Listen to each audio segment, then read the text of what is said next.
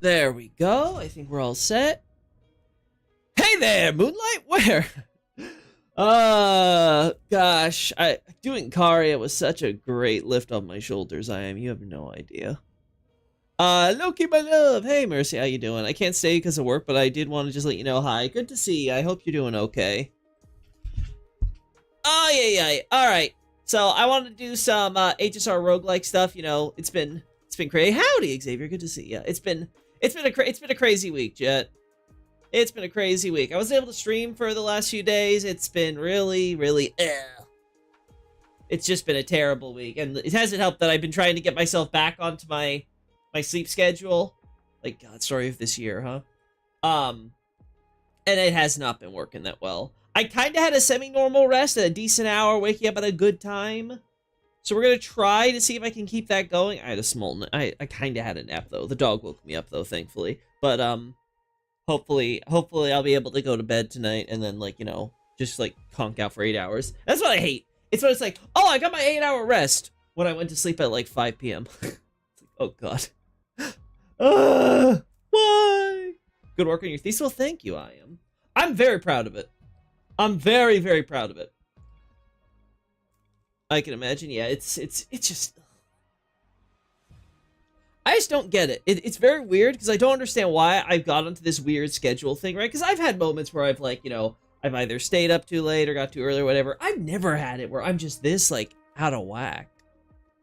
Well, thanks for the kind words, Mercy. But yeah, it's been a weird one this year.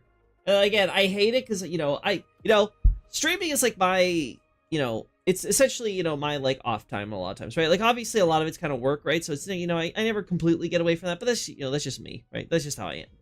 But, like, it's very much a great way for me to be able to kind of, like, let off steam with you guys or whatever by just being able to be like, okay, you know what, I could do this more efficiently, or I can kind of chill, relax, and, like, you know, talk to you guys or whatever, you know, have some conversation. But speaking of 5 p.m., man, you should sleep, right? Yeah, I know, right? Like, it's one of those weird things where it's like, I don't understand. I don't get it. But yeah, speaking of conversation, we're going to have a little bit of a Elden Ring reaction binge today. Now, let me see if this is... There we go. Yes. I will say, there's one thing I don't like about my new PC setup is that my Elgato, my Pix thing, like, this stuff constantly requires me to change up and update, right, what I'm looking at.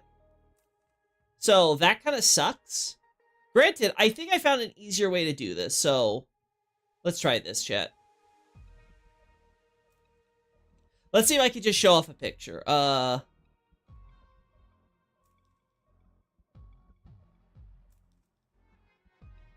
Let's see.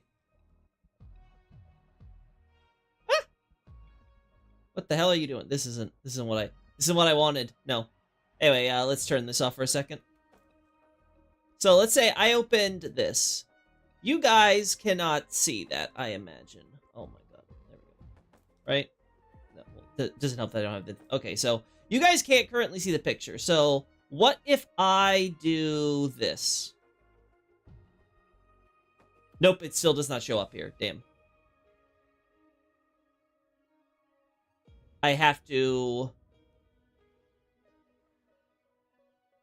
Yeah, it does not. Okay, I have to manually... Yeah, I have to do... That is such a pain in the ass. Yeah, that is such a pain in the ass. What? I exit out if I do this. Yeah, it doesn't show it still. Yeah, so I have to go in here to do it. Yeah, I'll be honest, that's just shit. I don't know why, because it was inconsistent before. I don't know why they can't fix this. Like, why is it... And now it's happening with my Elgato. I've never had that happen with my Elgato before. But the Elgato, I just have to go to the drop-down menu, and I can very easily fix the problem. Low-quality sleep schedule goes for low-quality content.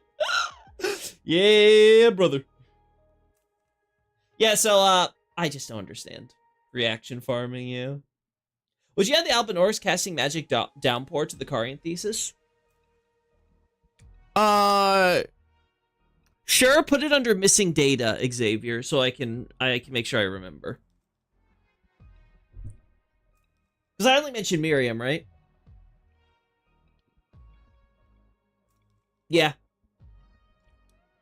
I only mentioned stuff like Miriam, so we can include that there. For the Karian servants and things like that. Could probably think about getting a shot of that in the future. Yeah, I don't think I have any shots of them casting magic. That was silly of me. I should have done that. Oh, you know what? If I had to guess, because, yeah, probably if I want to show them doing, like, basic magics, I probably want to save it for, like, a Nox. But Magic Downpour we can include. That's no problem. Actually, Ooh. Ah, well. That's for me to worry about later. Anyway, let us focus on the task at hand, which is this. We're starting out with the Smowtown video. We got a few others. We'll see how long I can survive, but like, oh boy. Oh boy. Oh boy. Before we do that, so I can get myself in here first. Yeah, that's fine. Oh god, it's been so long since I've done Golden Gears. I don't remember which path I would want to go for this.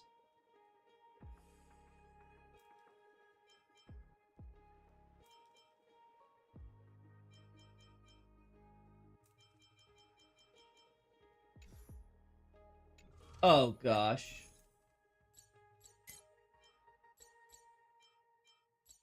I just have to beat it using the run. I don't have to like be specific of how I handle this. So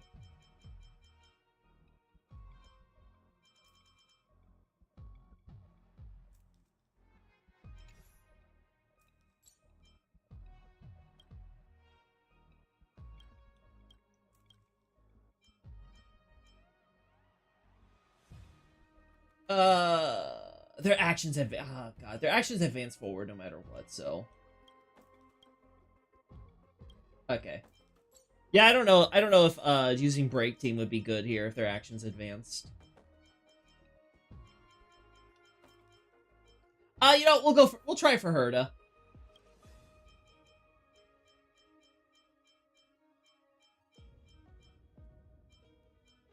They added Remembrance here as a separate path, huh? Oh, no. Remembrance has always been a thing. I'm stupid. I forgot. This was here before we had a class. I was writing a Spo's second channel and thought it would be fitting to suggest the Karian one. Yeah, I think it was a good. I was thinking it was a good option because it's been a while since I've watched Spo's Karian video, so I'd be interested in looking at that.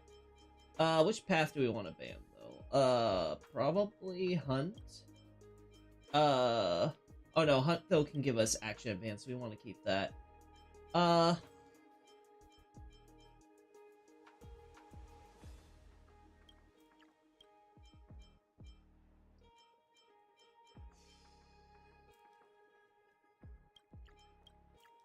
I don't think, Propagation doesn't do anything for me.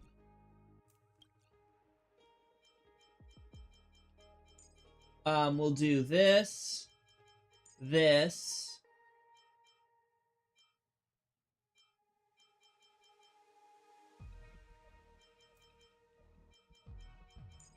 Aventurine and Huahua.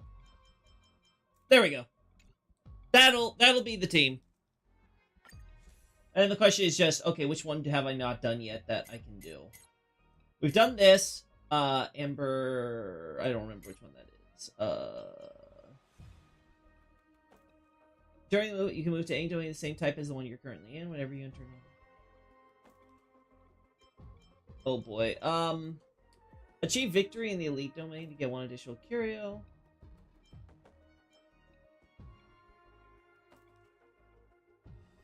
Oh god, but that involves doing so much combat stuff.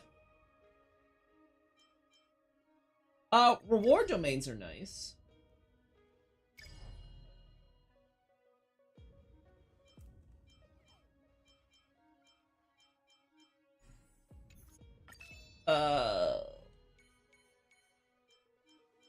Entry occurrence during the move, increase the countdown by...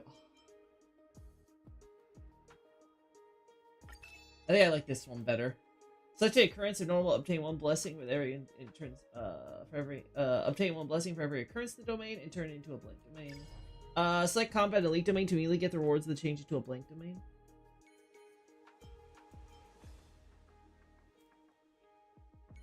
Immediately turn one adventure into a reward domain. When entering combat this move, we increase the speed of all allies. I do not care for that. Select one domain excluding boss and randomly reshuffle all domain. In the current play with each reshuffle granting 10 cosmic fragments in Gen 2 or reward domains. And then move to the nearest one. Alright. Alright, we're gonna try this one. And now, while I get myself killed doing hard roguelike stuff, let's listen to this. The story of the Carians starts where most of Magic's story in the Lands Between begin, on the mountain tops of the Giants. Yep. Where a fledgling society of astrologers first lived in years past. Renala is referred to as an astrologer in the Stargazer heirloom, which is how we know that she is descended from them. Chronologically, we first hear of the existence of these astrologers via the Sword of Night and Flame, a relic of the Carians, which reads as follows. Storied sword and treasure of Caria Manor. Would I describe it as a relic of the Carians?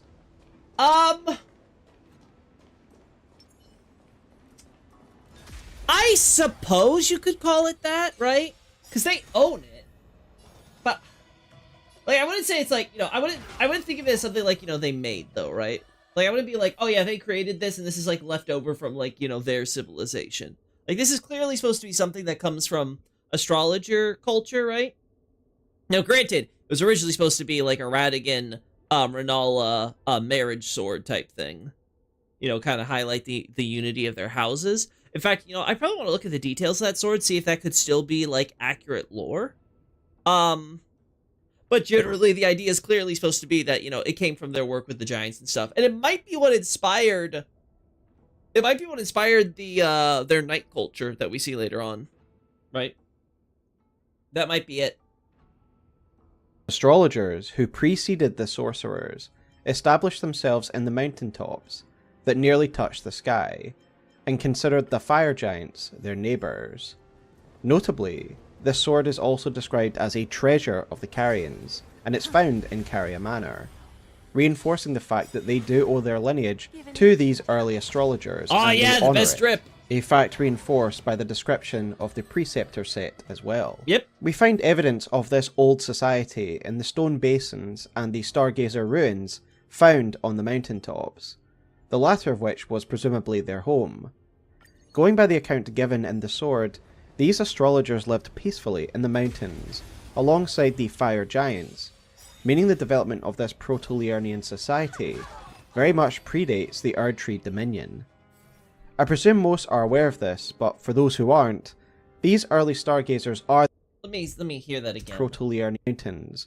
Along the account given in the sword, these astrologers lived peacefully in the mountains, alongside the fire giants, meaning the development of this Proto-Liurnian society very much predates the Erdtree dominion.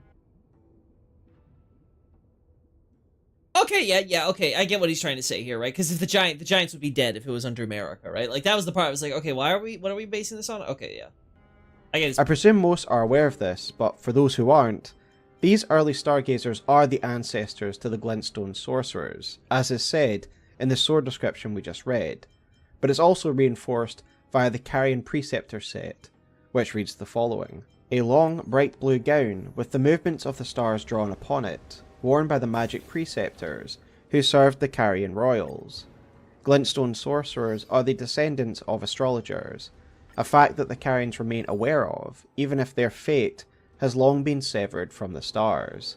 It is very interesting to me that the Carians do have this habit of remembering and lauding their ancestry, no doubt a practice enforced by Renala, who herself was an astrologer. And of course, recording and preserving one's lineage is important for monarchies in the real world as well. Of course, the other reason the Carians still likely care about astrology is that they are fully aware of how important fate is, especially to them. The stars alter the fate of the Carian royal family, and the fate of your mistress, Rani.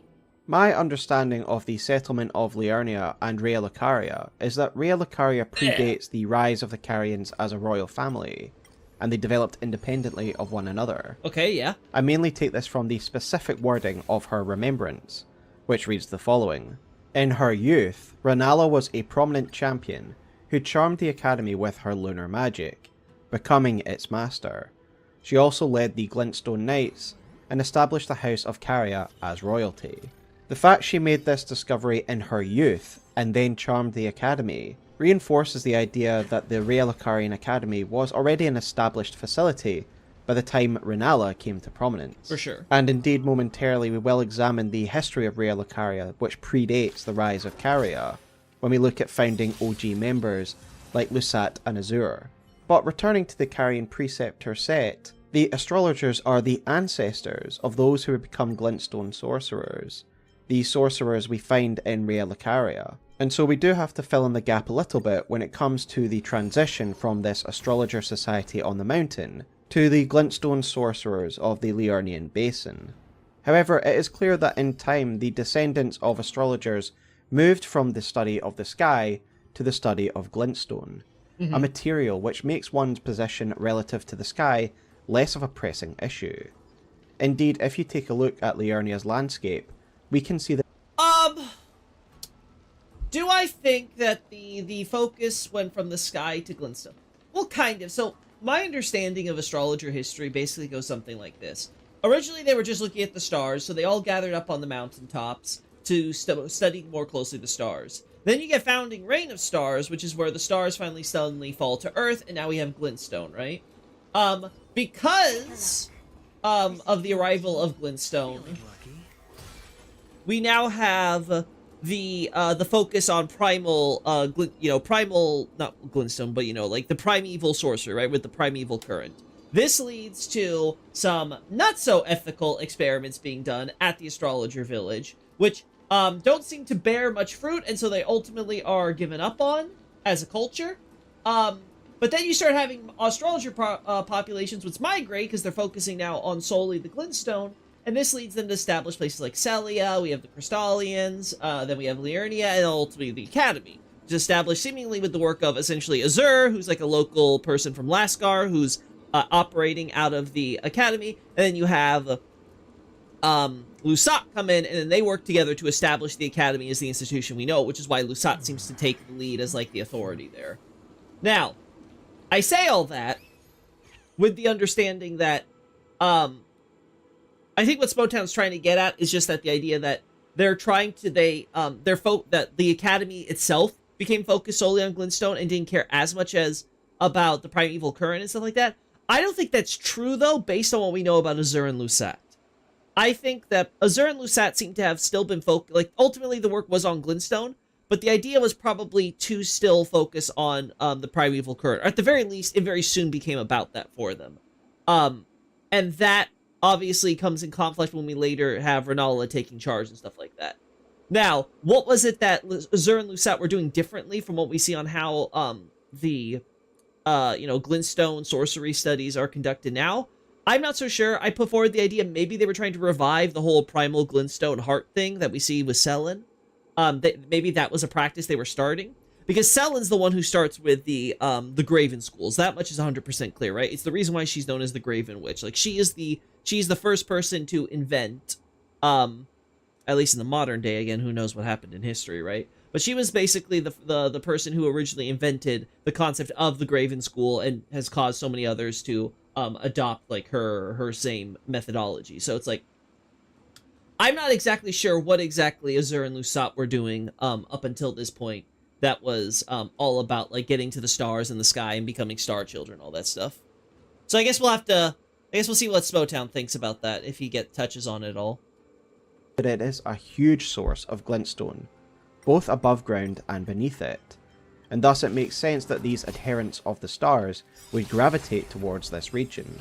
Indeed, even now, a glintstone mine lies underneath Rhea Lucaria, in the form of the Academy Crystal Cave. And as we learn from the Shatter...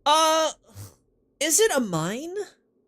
I don't recall any miners being there. We have the Rhea Lucaria Crystal Tunnel, so they do have a mine, so I think this might be a mistake on his part.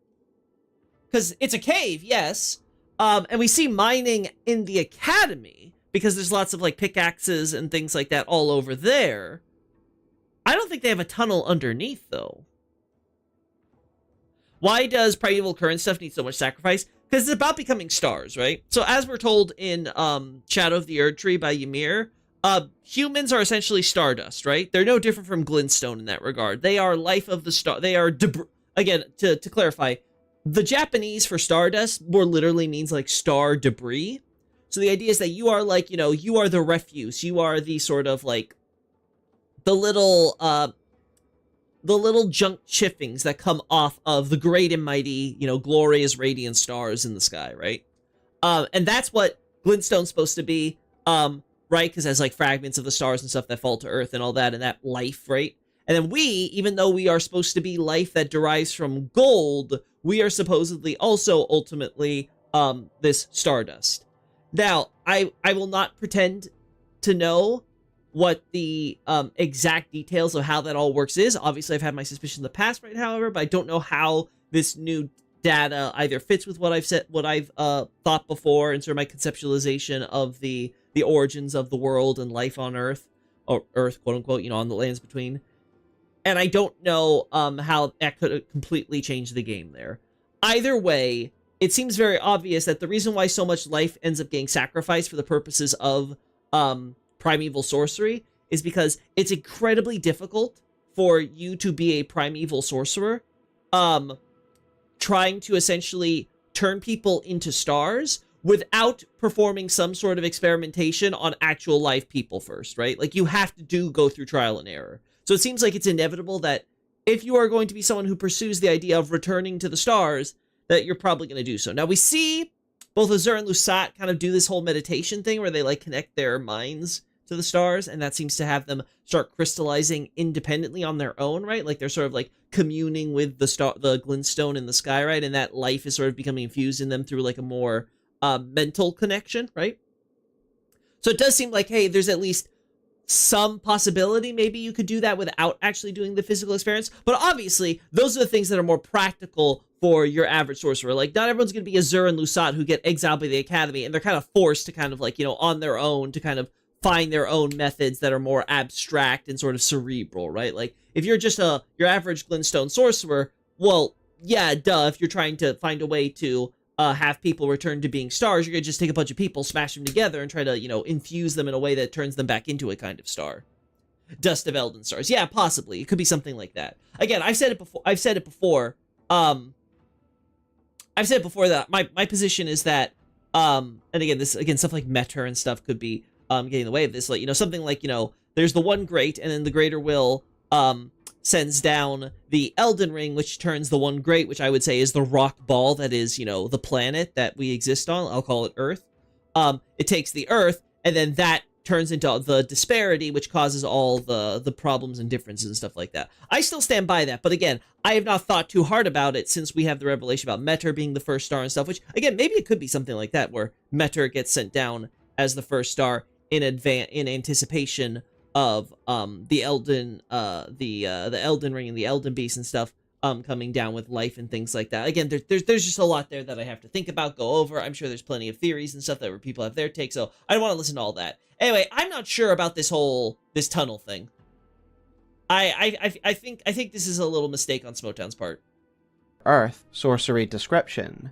Glintstone mining is very central to their culture. It is the foundation of it, with the failures of the Academy still being useful to that ecosystem by doing the dangerous job of mining glintstone that can be studied by their betters.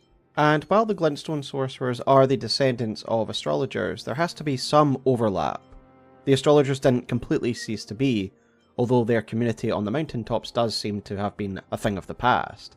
As I said earlier, it seems that Renala was still part of an astrologer community, even after Relicaria must have been established, because in her youth she meets her moon, and then not long after she goes to the Academy and charms it. Renala's early history as part of this astrologer community, and her meeting the moon that would change her life, is best explored by the item Stargazer Heirloom, There we go. which reads the following. The young astrologer gazed at the night sky as she walked. She had always chased the stars every step of her journey. Then she met the full moon, and in time, the astrologer became a queen. The obvious conclusion that we have to come to then, with this overlap, is that Renala's community was either the last to come down from the mountaintops, or was simply the last to give up that way of life. whilst others had long become glintstone sorcerers. I Loki would say has an the interesting latter. perspective on this gradual migration from the mountaintops, something shown by this Oh! map here. Loki What? believes that we can trace the migration pattern of the astrologer. What do you know? I completely forgot about this. I completely forgot that Slowtown mentioned me here. This is this is hilarious. Oh, this is great. Anyway, yeah, I sent this to him. Huh. Through the trees. The suggestion being that each migration of astrologers brought large conifers with them to their new home.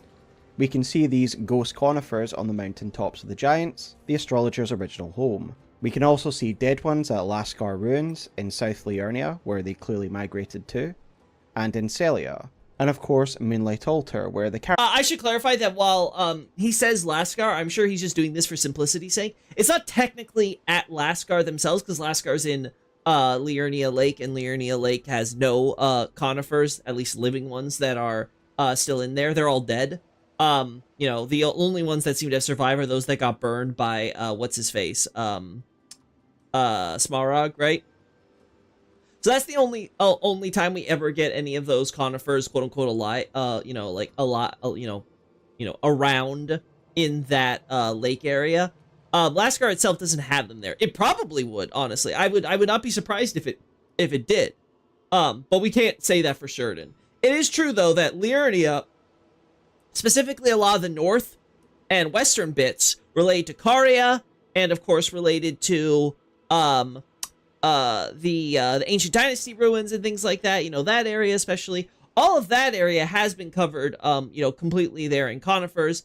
And based on what we see around the academy, there's some conifers there. So it's probably around, you could probably imagine that they would have been around Gate Town. They would have been around a lot of Liurnia, and the Liurnia Lake is on the edges of the lake. You can see a few of those conifers there. So they probably would have been at Lascar as well. But the point of my, going back to the map I was showing earlier, right, that or Smotown was showing from me earlier, the big thing here that we should be focusing on is this idea that Lascar is the most likely settlement of the astrologer population that did migrate down here. That it wasn't like these were just a bunch of natives or something like that, right? That these were people who were specifically motivated to study glintstone sorcery, in the same way that we could say that the people here in Celia were probably, again, specifically motivated for glintstone sorcery, and that Renala and the Carians were not the first to migrate down, as Smotown says, probably just the latest of the party, and that you still had some astrologers living on the mountaintops up until their village got destroyed. Now, why was it destroyed? I would say it was probably destroyed during the Giant War under Renala, based on what all the debris and stuff that we find there, and that evidence. You could maybe also make a case that maybe sometime during the Shattering it could have gone destroyed as well. Though again, I every time I try to formulate a scenario for that, I always run into problems. So I haven't been able. I think the Giant War thing is the answer. Hey, Nobre, good to hear from you. Anyway, back to what the point Smotown was making. We can also see dead ones at Lascar Ruins in South Liurnia, where they clearly migrated to, and in Celia, and of course Moonlight Altar, where the Carians would eventually migrate to. We can also find them in the area around the Shifra River, and in the Hallowhorn grounds which lie above the Shifra River. Given that both of these areas surround the city of Nokron, Loki suggests that the conifer's presence here is because of a contact between Celia and Nokron, which we of course know exist, given Celia's deep ties to the Eternal City, and the Nox. Yep. My main issue with this is that I personally see Celia as more culturally Nox or Numen, though I believe... Okay, so here's the problem that, I remember this from Smotown going on his, Celia rant. Well, not rant, right, but, like, he did a video on Celia a while back, right? And in this, he sort of tries to he focused on stuff like the meteors and things like that. And again, I think Smotown kind of misses ironically, the forest for the trees here, where he focuses so much on a lot of the sorcery and stuff, and he doesn't focus on the context of it. For example, you know, the meteor stuff is associated with the Sages Town ruins, which is supposed to be for the outcasts and heretics and stuff. So again, this idea of meteors being like this super big thing in like Celia throughout all its history, it's like that doesn't seem to really be true, especially, you know, after the Radon instance, stuff like that. It seems more like it was just like there was a bunch of different interests, and in fact, we see from Lusat, there's a really big interest on stars, not, flowing stars and stuff, but not meteors, and there's a mistranslation there where people think that there's a focus on meteors when that's not really the case. So like there's a Loki's everywhere, I guess. So I think that the underlying problem that Smotown that is trying to like posit here is that he's like, well, I think it has more to do with the Nox and the Dark. It's like, well, that is true, but they're not all just pure-blooded Newman or anything like that. Like, clearly, I mean, the Nox like to live underground and stuff, so why are they having this surface town here? Why are they mixing up to there? And then, of course, there's an example of Ordino, where we seem to see the exact same thing. We have some astrologers mixed in with some Nox, and, well, they go and establish their own little town, right? And then you can say the same thing with what we have in Langdell, right? So, it's one of these things where I think Smotown isn't looking at the bigger picture here. But again, I don't know if this is like where he stands today on this, right? Because again, I think this is just a clip from one of his older videos. I don't know if this is something that he still stands by completely. Loki isn't discounting this either. Rather, Loki sees the town of Celia as the result of a sort of cross-pollination, that astrologers settled down here in Caelid and made contact with the Nox. And while the establishment of Celia above ground is definitely because of the Noxian influence, he believes that the population here are mainly astrologer descendants, and I do think this certainly makes sense given that we only see 2 true Nox in this town, and the rest appear like normal glintstone sorcerers. But I really like this theory of Loki regarding the conifers and the migration patterns of the astrologers, and I think it helps illustrate the evolution of the astrologer community to their glintstone descendants, via conifers that are primarily found on the mountaintops of the giants, but also these conifers are found in areas related to glintstone sorcery, such as Moonlight Altar, Lascar Ruins, and Celia. But to conclude, whilst a lot of her astrologer kin had already become glintstone sorcerers, Rennala was still part of the astrologer tradition. But once again, I think Loki puts it in a more concise way, and so once again I will quote Loki's notes to me on this subject. The Carians are still living on the mountaintops during Rennala's youth and migrate down while she is still relatively young. The Lascar and Celia already have a lengthy history, with the academy under Azur and Lusat. In short, they establish themselves as nobles on the western mountain and become royalty within a short number of years. But the power dynamic would shift when she met this cosmic entity, the full moon, that would come to define her and her rule henceforth. So, as we've just learned from the Stargazer heirloom, as a young astrologer, Rennala was essentially observing the stars, and at this point she made contact with the moon. Where this fateful meeting took place, for me, is most likely to be Moonlight Altar. Okay, this is where mainly I disagree because here. location has a deep connection to the moon specifically. Despite this altar not being the highest point in the lands between, one is able to see the moon far more clearly than in any location. A place where we can see the full moon and the dark moon in the sky simultaneously, unlike in other areas of the map, even just below us, in Liurnia, which means it most likely has a special connection to the moon. And if this was where Rennala first made contact... Now here's one of the reasons I think that the idea that Carians made contact with the moon on the Moonlight Altar specifically is a bit fallacious. Is one, we have the actual noble who, or well, not noble, but they have the actual sorcerer who wears the great hood and decides he's gonna go die in the place where Caria saw her moon, and like it literally in the description it tells about, oh hey, look, this is surely the moon that Rennala saw. Like you can see the moon in like every area. He specifically goes to the mountaintops by the astrologer village in order to die in the place where she saw the moon. So it's like, these are like, this is newer. These are like updated views. Oh, really? This isn't a clip from some of his older videos? Oh, I'm gonna have to ask him then. To all things and men I appertain, yet by some I am shunned and disdained. Who am I? I have no idea. I'm Amber. Welcome to the chat. Always good to have you. Yeah, I'm gonna have to ask him then to see how recent these views of his are then, because I figured that this would be something from like at least a year or two ago. Then there's but yeah, this is I think where I say my main issue with him saying that is that like the evidence just isn't there. Like it's ignoring like the main piece of telling us like, yeah, it's the mountaintops. Also, you look at the talisman. That looks more like a Rocky Mountains than that looks like a forested plateau here or something like this, right? Like, it would make sense that this is where a Moonlight altar would be established. We learn that Rennala tried... We also have, again, another point to what he's saying here specifically. The Moonlight altar could be here for so many reasons, right?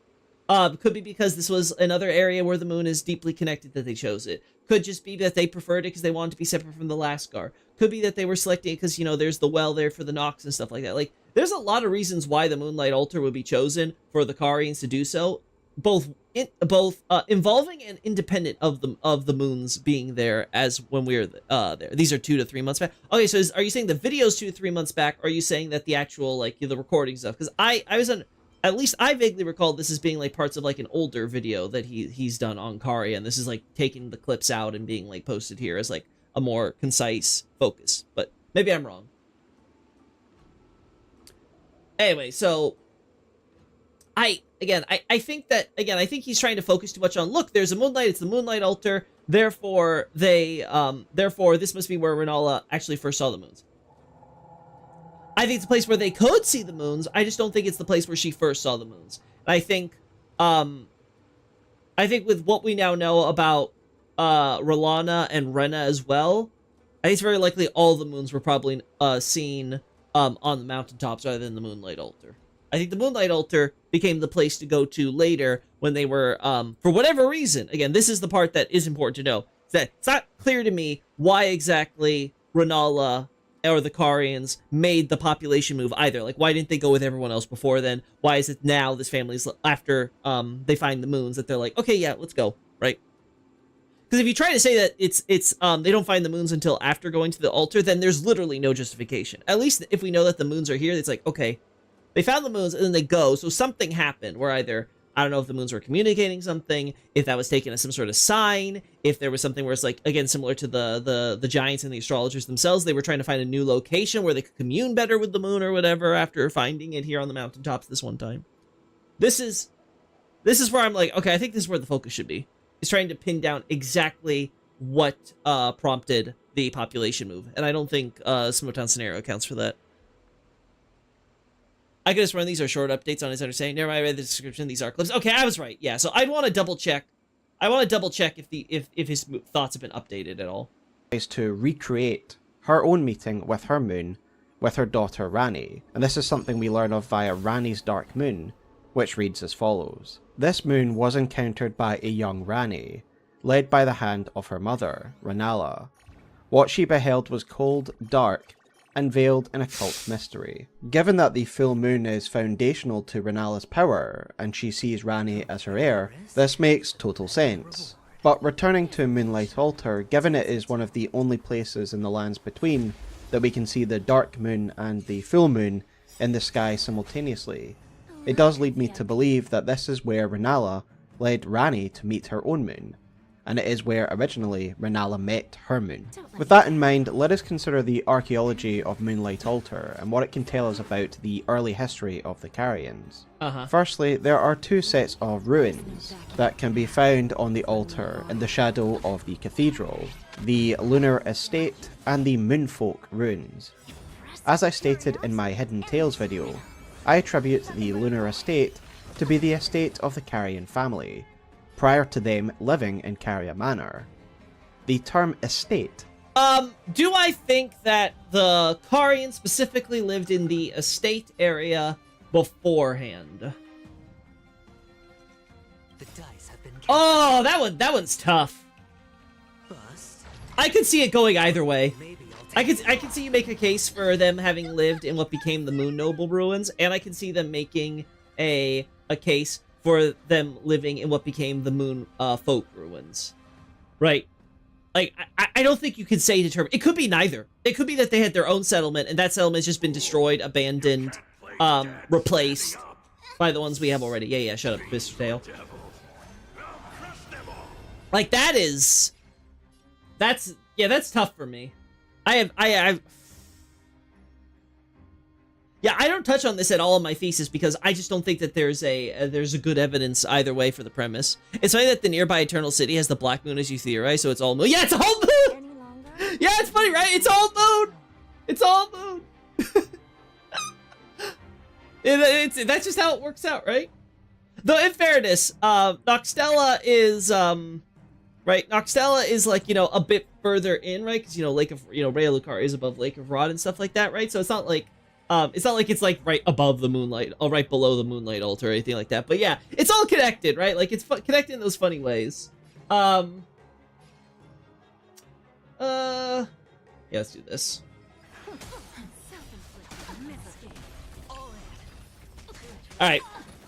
So I would say probably most likely what happened is that the Moon Nobles had been established after Caria.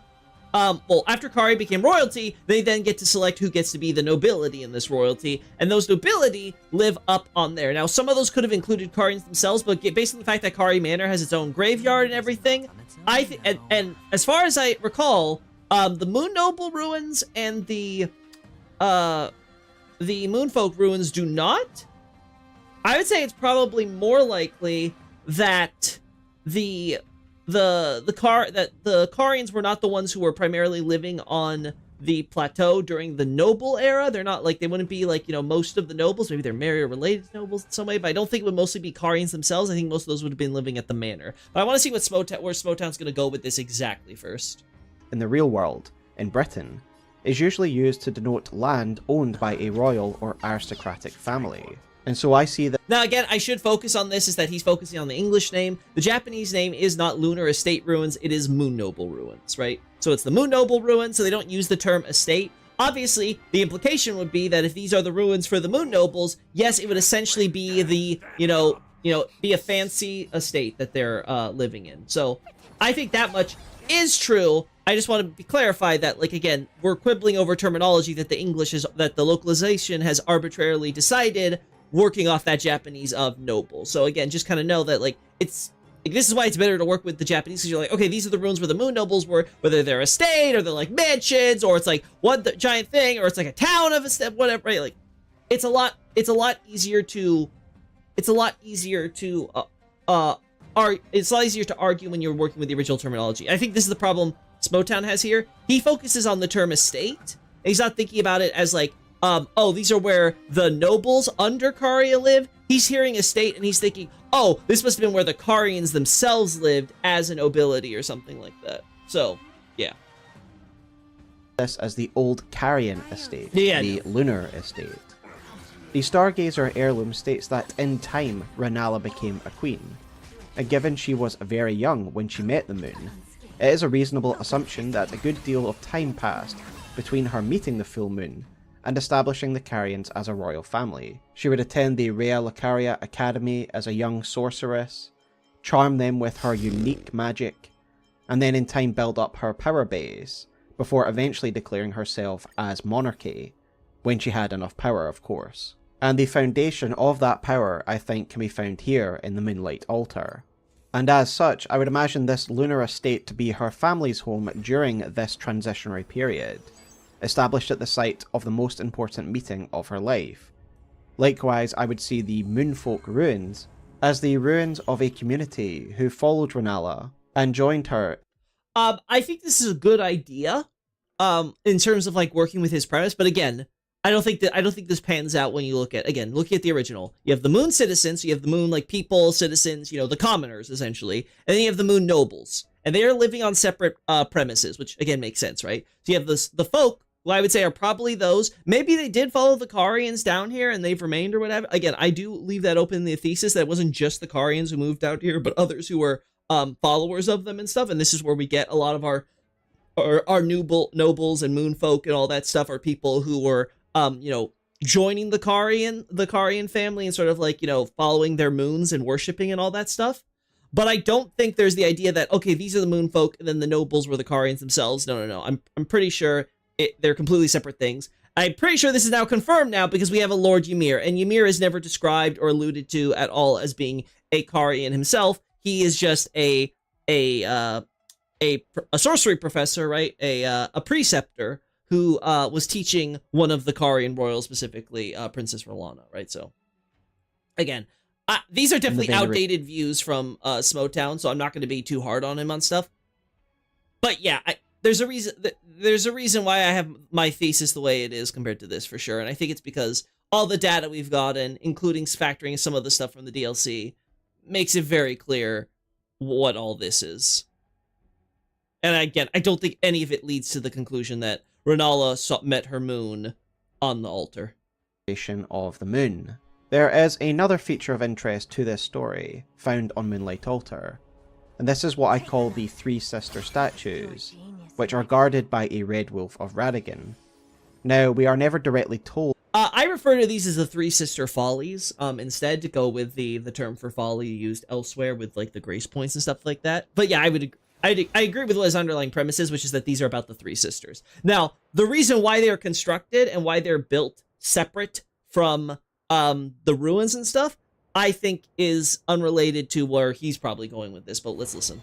What these statues represent. But the statues of the three female figures immediately makes me think of the three sisters found at Caria Manor. These towers are called Rena, Rani, and Selvis's Rise.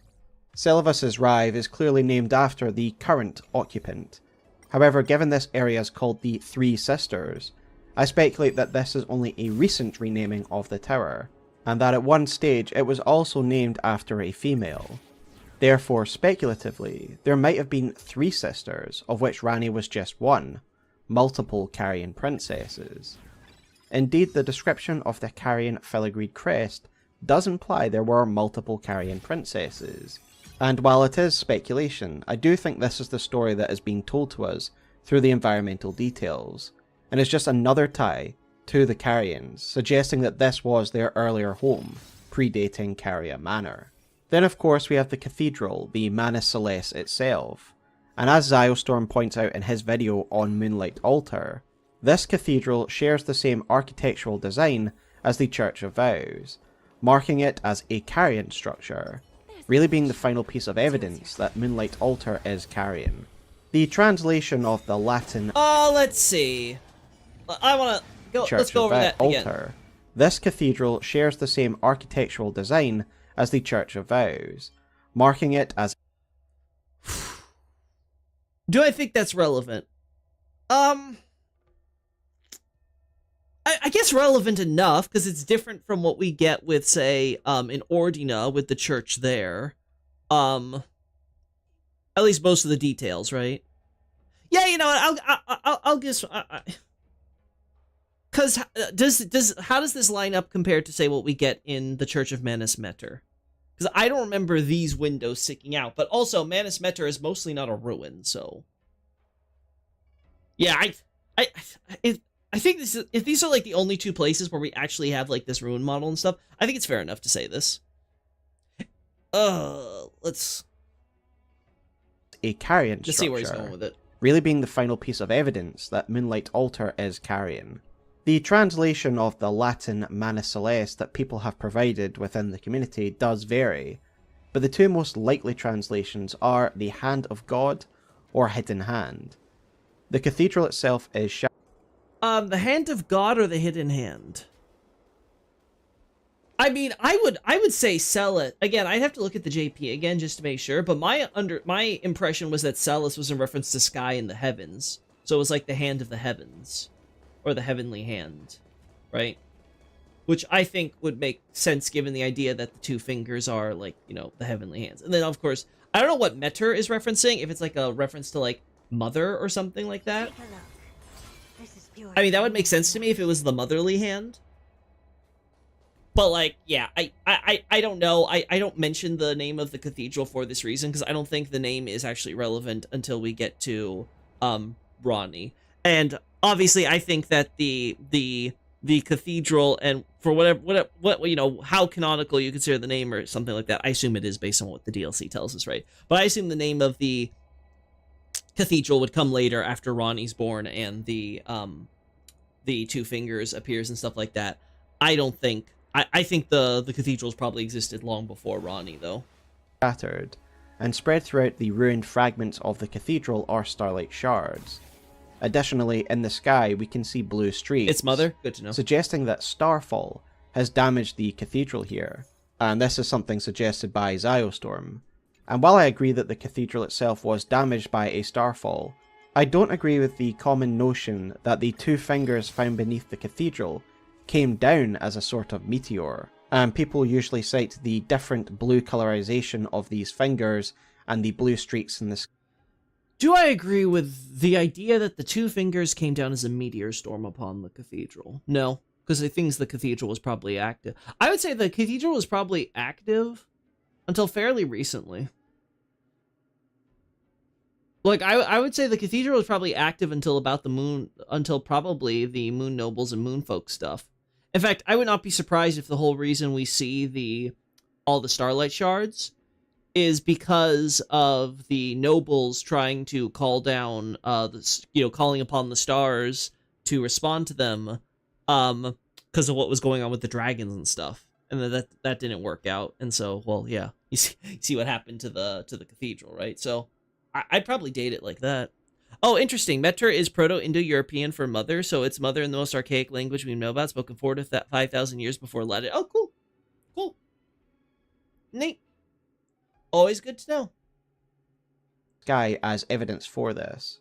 One of my main reasons for not agreeing with it, and again this is pointed out by Ziostorm in his video, is that the crater or channel that leads down to the two fingers is not a straight up and down line.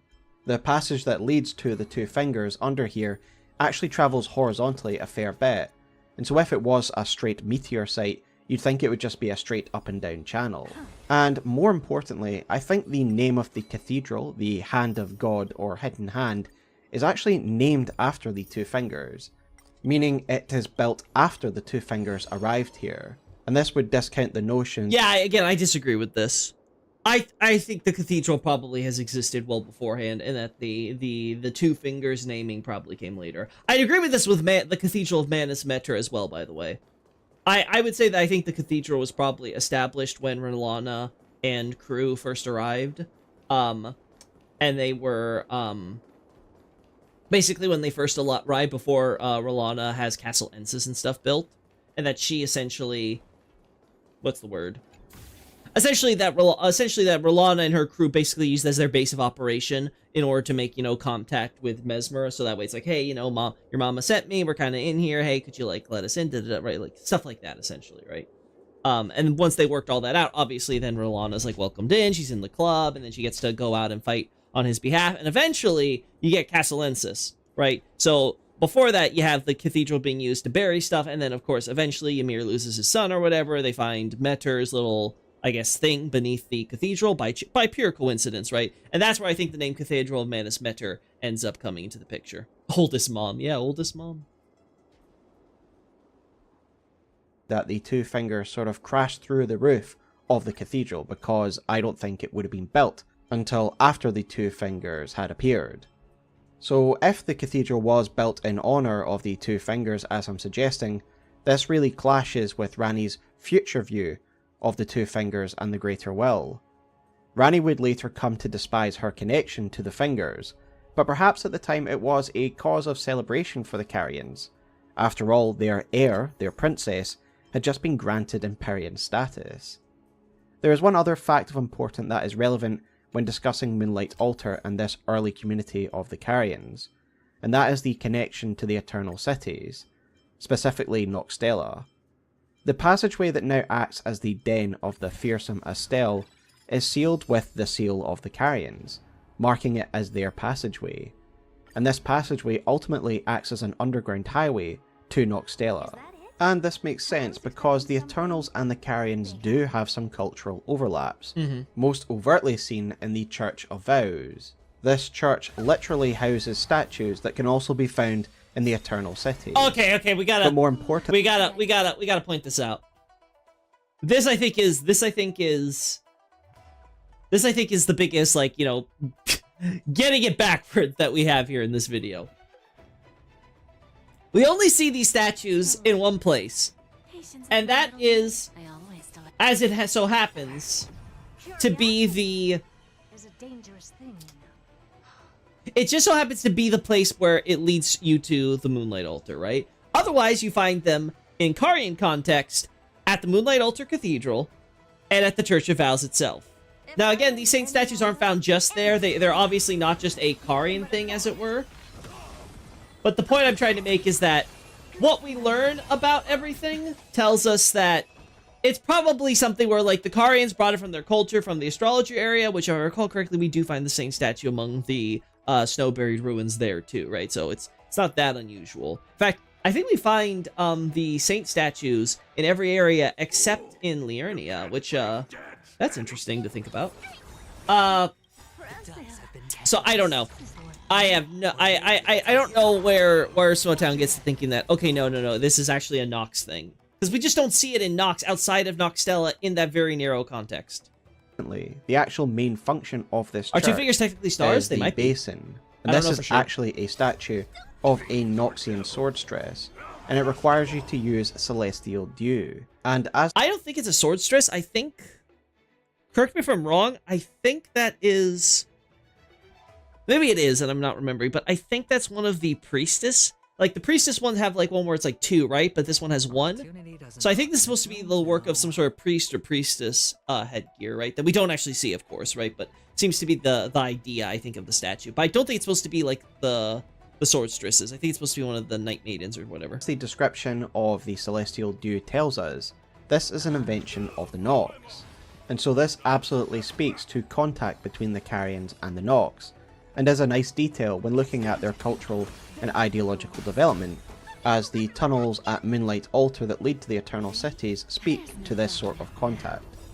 So to summarise, I see the Moonlight Altar as the first bastion of Carian influence, when they were more concerned with the power of the moon, and before they became associated with Erdtree royalty. As for why they abandoned this significant location, well, there are a couple of speculative ideas that I have.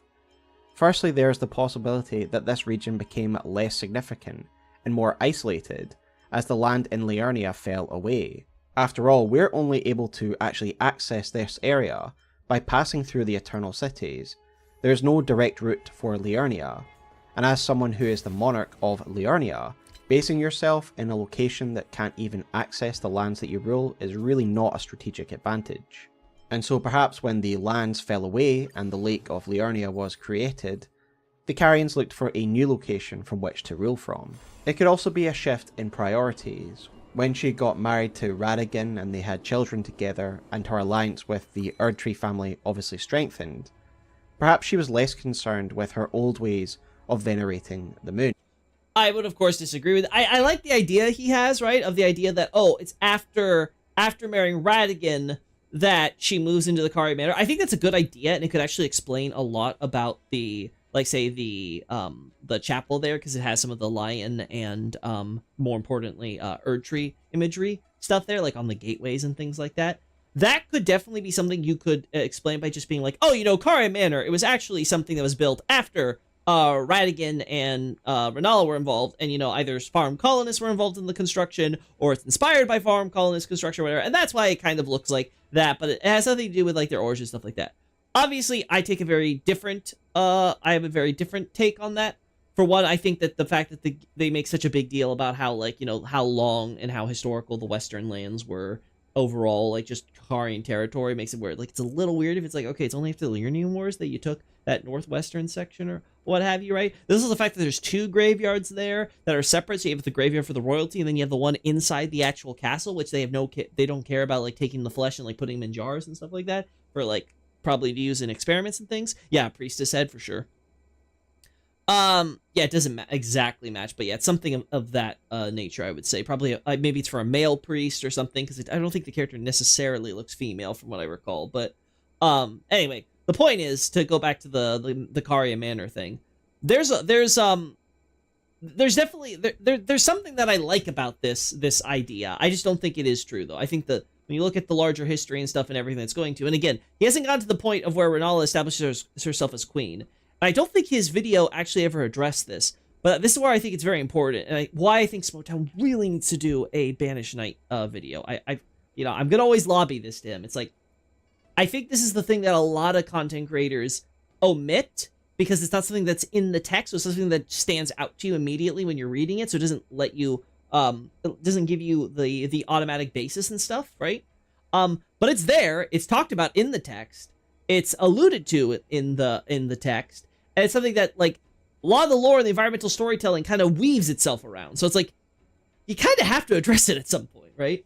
Because otherwise, a lot of this, and this is what happens with a lot of the content creators' videos, it just starts sounding very nonsensical. Where it's like, oh, you have like, you know, Godfrey or Renala or Queen, like Renala's a hero, but she's a hero with no villain. Or you got like Godfrey, that's, you know, he's doing stuff on the plateau, but he's also doing stuff over at Morn Castle or whatever. It's like, okay, well, why is he like going across the entire goddamn continent fighting or whatever, right? And then like at the end, he has to go fight off in Caelid and Tarsh. Well, why is that happening? Or, like, right? Like there's, it's very clear that like, you know, when you're not seeing what's actually going on here, you're just kind of following the text first and foremost, and that's like that's how deep your knowledge is. You're gonna find yourself very lost because you're not looking at like, you know, what is the world that the text is shaping, and what is the environment that's shaping alongside the text to tell us, right?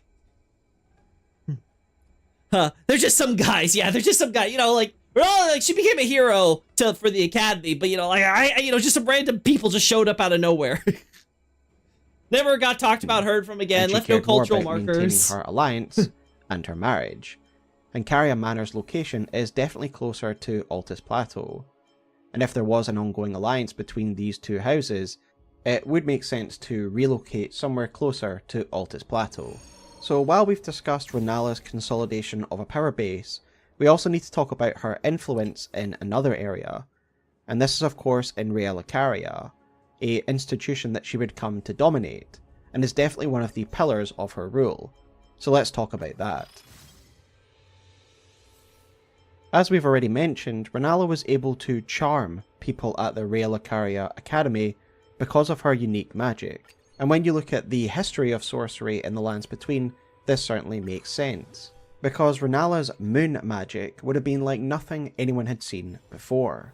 The Lazuli Conspectus mask, which represents the school that was founded to study Carian magic, shines a light on this. As it reads, "Scholars of the Lazuli Conspectus study Carian sorceries, a heterodox pursuit that views the moon as equal to the stars." So this means that moon magic is unorthodox, and it was no doubt this unique nature that led to Renala becoming so prominent to the stage where she is honoured in paintings, alongside other alumni. It's not just the uniqueness of her magic though. Renala is of course a very competent... Well, okay, we have to acknowledge that, you know, her I don't know if alumni is the word I would use, but the fact that she has a portrait here, I mean, it's her in her regal getup, right? Like, let's be honest, like, if you're the queen and the leader of the academy, your picture's gonna be here, right? So I would not use this as anything to talk about, like, even in my own thesis, I mention it to talk about her close connection to the school, but I don't try to make the argument that, like, this is supposed to show how prominent or important she was before even becoming queen. It's very obviously made after she's already, you know, taken over. So I don't think this is fair. Sorceress in other regards. A point well made by Loki in his notes to me is that Renala, in stage 2 of her fight with us, which is presumably Rani recreating her glory days, she is able to use Azur's Comet, showing that while she eventually banned the primeval sorcerers from the academy, she was certainly capable of using their most powerful spells. And so with the combination of her raw talent and this unique type of sorcery that clearly blew away the academy and revolutionized its way of thinking, it's... Again, I disagree with how he's framing this, right?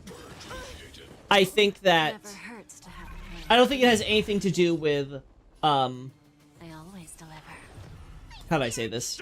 I don't think it has anything to do with Renala or the Academy, like, being blown away by their magic here. Because we have to understand, it's in the context of her becoming a hero. She charmed the Academy with her full moon, becomes its leader, leads the the Glintstone Knights, and establishes her house as the royalty. All of that is supposed to be related and trying to explain why she is a quote-unquote hero, i.e. a warrior who fought and did so very well.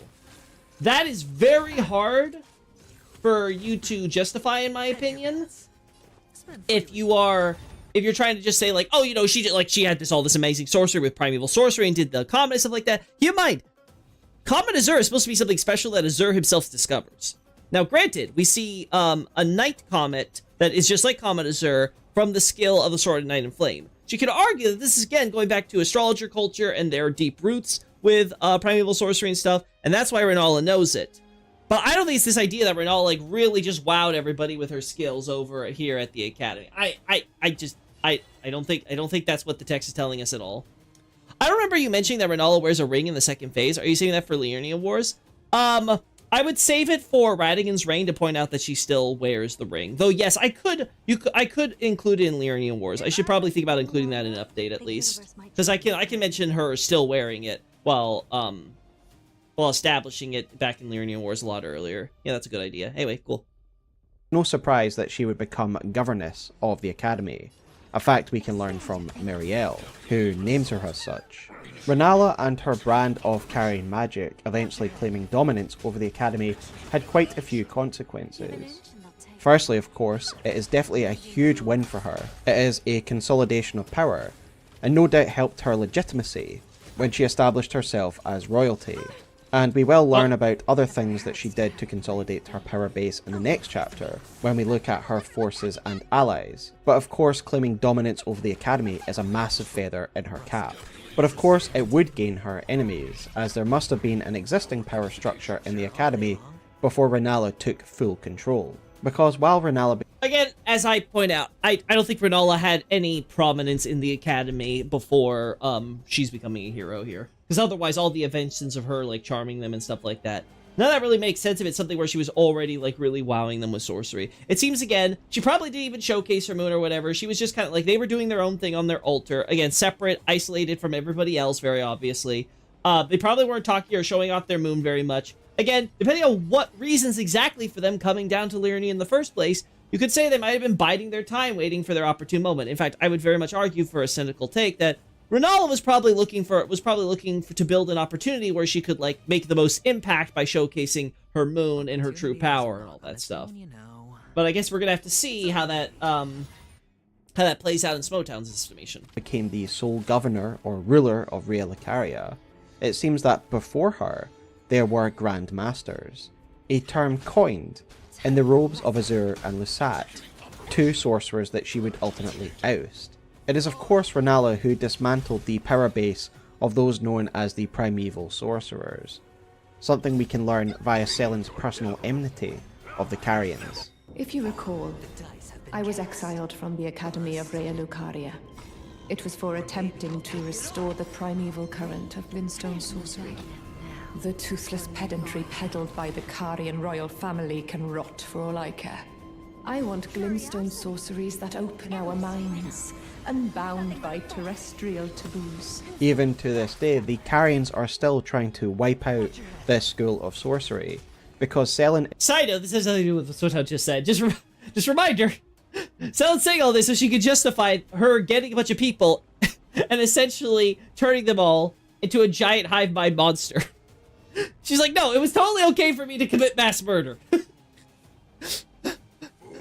Don't believe me, it was very important. It's just something that it's funny for something about Selen, because I don't, at least as far as I'm aware, I don't see a lot of talk about how Selen is kind of a monster. Like, she's kind of like a total freaking whack job, but she's so, like, affable and nice. Alright, let's get back to it. Lose some, win some. is being hunted by Jaren, a retainer of the Carians, and presumably the one responsible for chaining up her true body in the Witchbane ruins, no doubt intending to return the moment the stars started moving again and she could be killed for good. And while Selen is the most recent heir of this school, she isn't the one that founded this. In fact, this can be traced back to two of the oldest Glintstone sorcerers in existence, Lusat and Azure. I need your help, my apprentice. Master Lusat is another founding Glintstone sorcerer. And like Master Azure, he was banished from the Academy. Now he languishes in prison somewhere. My apprentice, can you find Master Lusat? With this Glintstone key, you should be able to cross the boundary that encloses him. I need him to restore the primeval current of Glintstone sorcery. He's nigh a child of the stars. Such is his body now. Renala's reasons for banishing this school of sorcerers is never explicitly stated. However, as always, we are able to speculate with the evidence given to us. Firstly, the methods used by Selene and her predecessors are extremely dangerous and pretty abhorrent.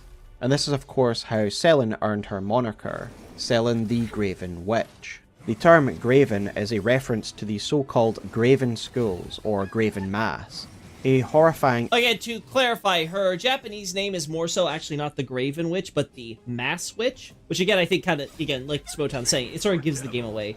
She's the responsible for not just any Graven school, but the very first Graven school in existence. I think this, I'm a little disappointed that this nuance is lost in the English version, right? I guess you could still maybe make the case for it, but again, I don't think Smotown here is even going to make that case, but I don't remember, so let's see. Let's see if he gets that far. Abomination that we can learn of via the Graven Mass Talisman, which reads, "The primeval current is a forbidden tradition of glintstone sorcery. To those who cleave to its teachings, the act of collecting sorcerers to fashion them into seeds of the stars is but another path of scientific inquiry. We can find these horrifying abominations throughout the lands between, tortured beings, and we can even find a dead one in Rea Lucaria itself, in a room where we find Azur's staff, suggesting that he created one within the halls of the Academy itself. Imagine bonding humans together into this Frankenstein ball, within the very halls of the Academy itself. This no doubt would have caused a lot of discord and resentment.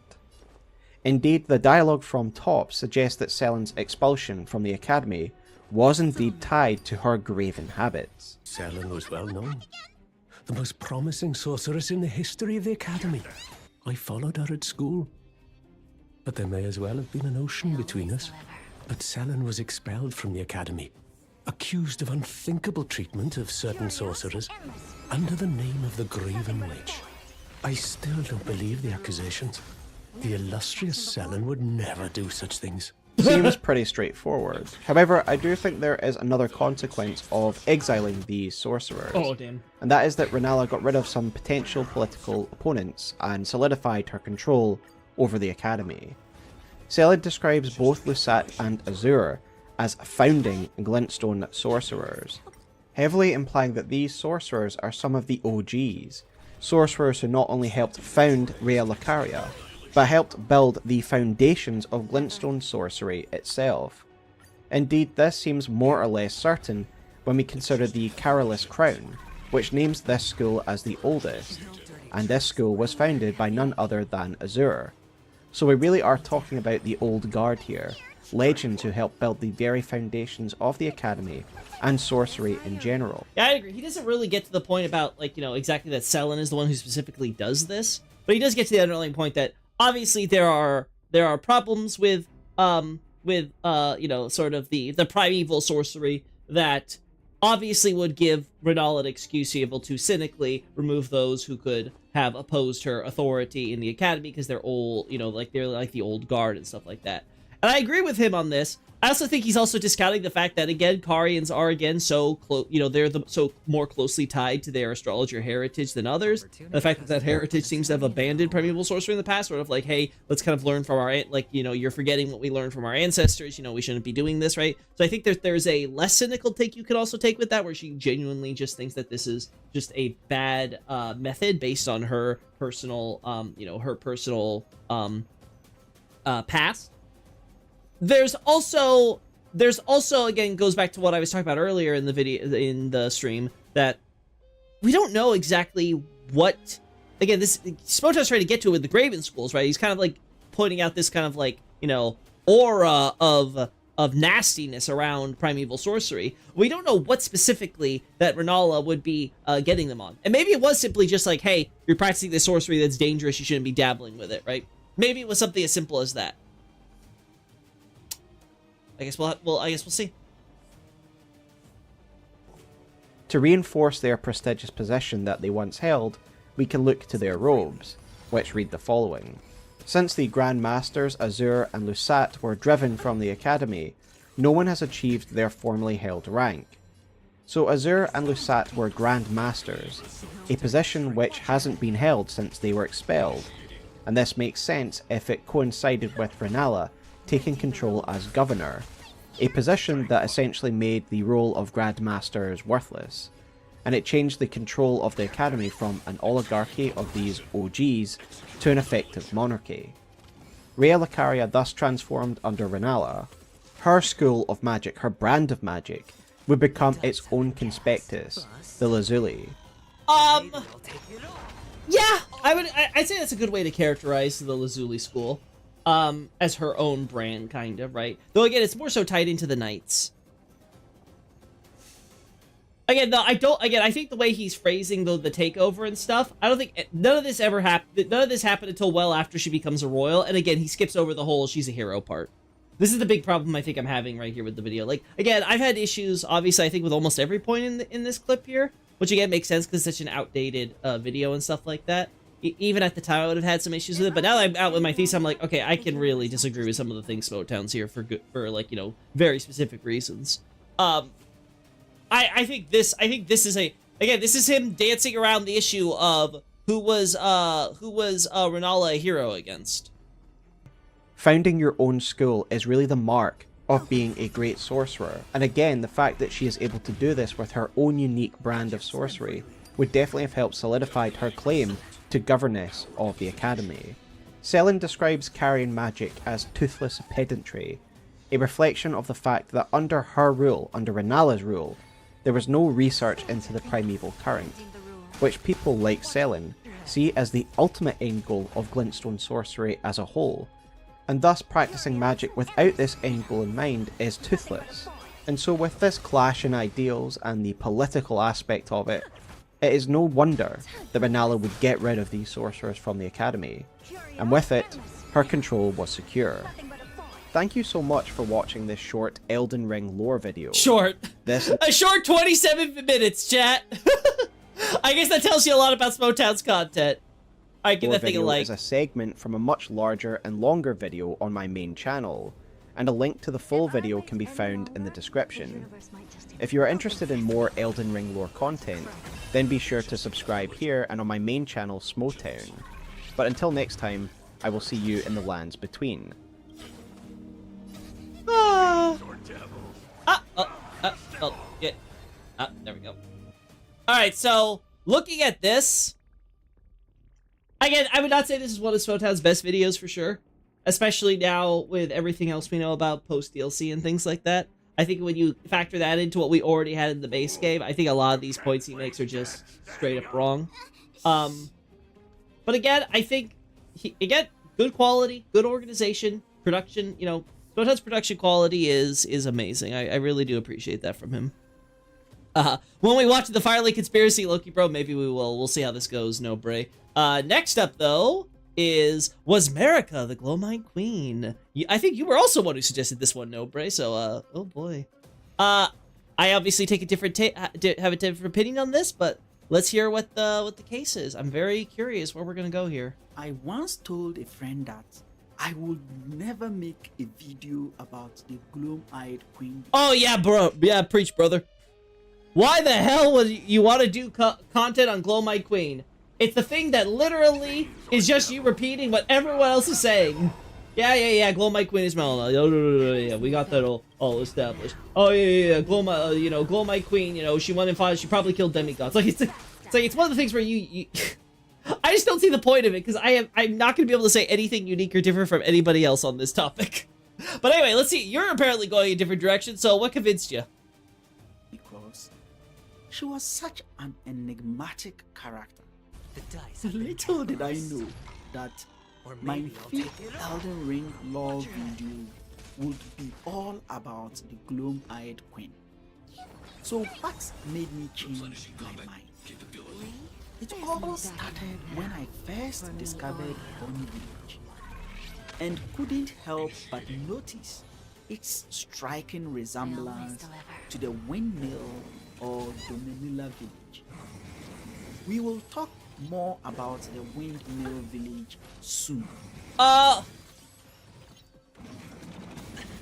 What I say has a striking resemblance to the windmill village. I mean, it doesn't particularly stand out to me in that way, if I'm being honest. Right? Like, I'm trying to think, like, is there anything about it where I'm like, oh, yeah, this really this really makes me think Dominula. Not really. He's a lot of, like, the same generic shacks and stuff and some of the house models. But, like, that'd be true for, like, most of the extent villages we see and stuff. So, like, I don't know. I want to hear more about, like, where he's going with this. But not a great start. Resemblance to the windmill of Dominula village. We will talk more about the windmill village soon. But what really intrigued me about Bonny Village was finding the old mother gesture and a snake skin resting a short distance away. Okay.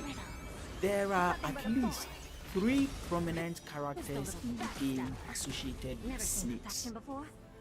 Rykard, a demigod and offspring of Radagon and Renala. Then we have Mesmer, who calls Marika his mother. And of course, the gloom-eyed queen herself. Oh, because of the godskins, right? I doubt the snake skin in Bonny Village belongs to Rykard. Oh, we're not gonna expand on that. Since his story ends in the base game. Mesmer has snakes, but they are too small to shed such an enormous skin. That leaves us with suspect number 3, the gloom-eyed queen herself. Could the snakes that leaves small to shed such an as snakes? Oh, my brother, have you seen Phase 2? Like, my brother, are we forgetting? You're kind of forgetting one of the most important little details about this. You know? You know? Also the snake. Oh yeah, like, are we gonna really say that Rykard the snake god? Like, oh yeah, this is a way to start. Ooh, I like how I just got through like the Smotown video where I was like almost at every section, like every almost down to every point. I was like talking about my disagreements and where I differ, where I think there's issues or flaws in the reason or whatever, right? And I get into this, and right off the bat, like the entire premise of this video, I'm like, we're on the shakiest ground here. Can I go back to the Smotown video? It's so much better made. No, but again, this is just the first minute and a half. So like, come on guys, there's another 35 minutes. It's gonna get better, I'm sure. Trust. They are too small to shed such an enormous skin. That leaves us with suspect number 3. I would disagree, but let's go with this, okay? Queen herself. Could the snake skin we find in Bonny Village be hers? Was she serpentine in nature? These questions led me to take. All right, let's think about this without any connection to the Glowmite Queen. Let's just look at this like in a vacuum. What would I say that the snake skin is most likely connected to? My first thought would be, oh, Mesmer came here, and he probably went berserk, and his snakes couldn't suppress his snakiness during this period, and then eventually he calmed down, he shed the skin, and when he shed the skin, he went back to his normal form, right? Like, that would be for me the most logical way to interpret this, based on what we see from the boss fight and stuff. Now, again, you could make some counter arguments there. Like, for example, you could say, well, he doesn't really go into the phase 2 with the snakiness until he removes the curse eye and stuff like that.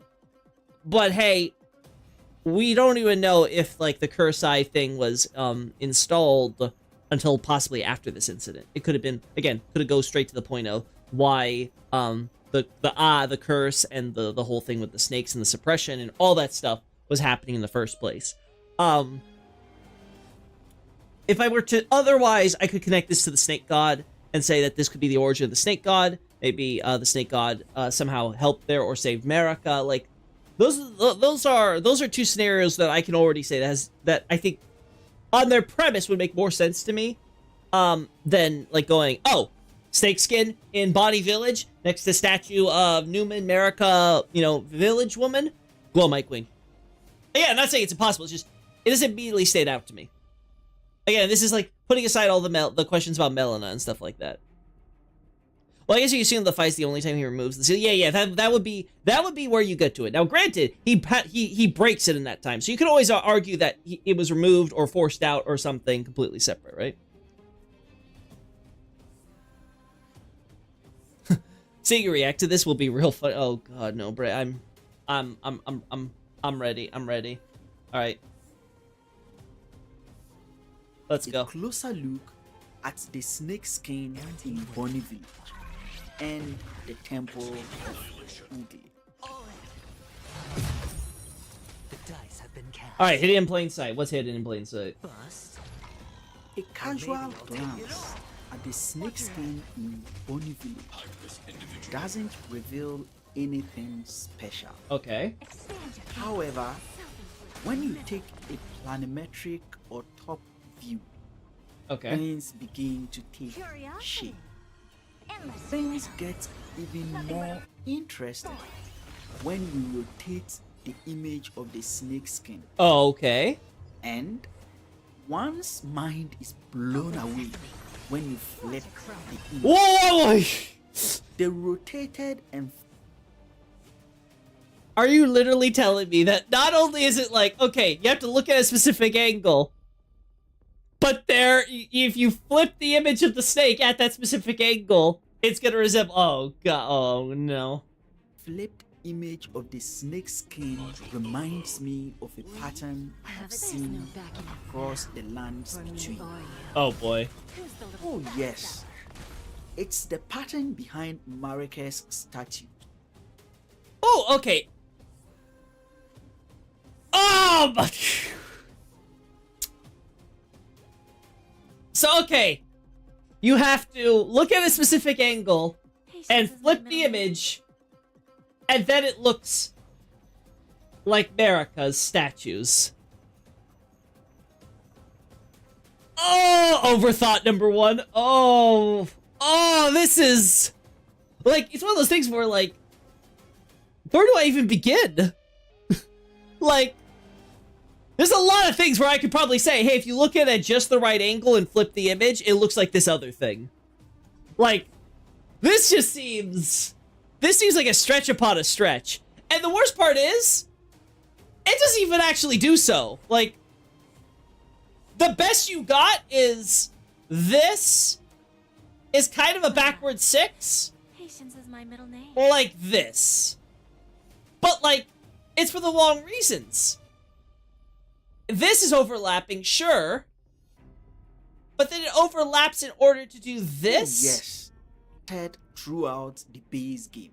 But it doesn't have any little, like, the snake hat is here on top? So is the argument supposed to be here that they're putting the snake head because that's where Marika's head is? Right?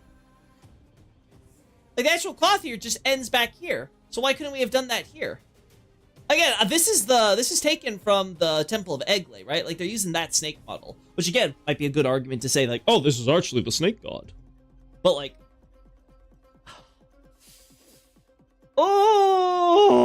Oh, this is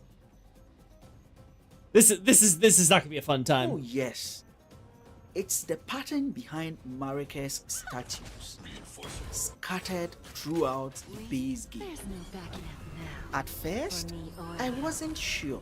Oh, you think? Did a side-by-side comparison between the snake skin.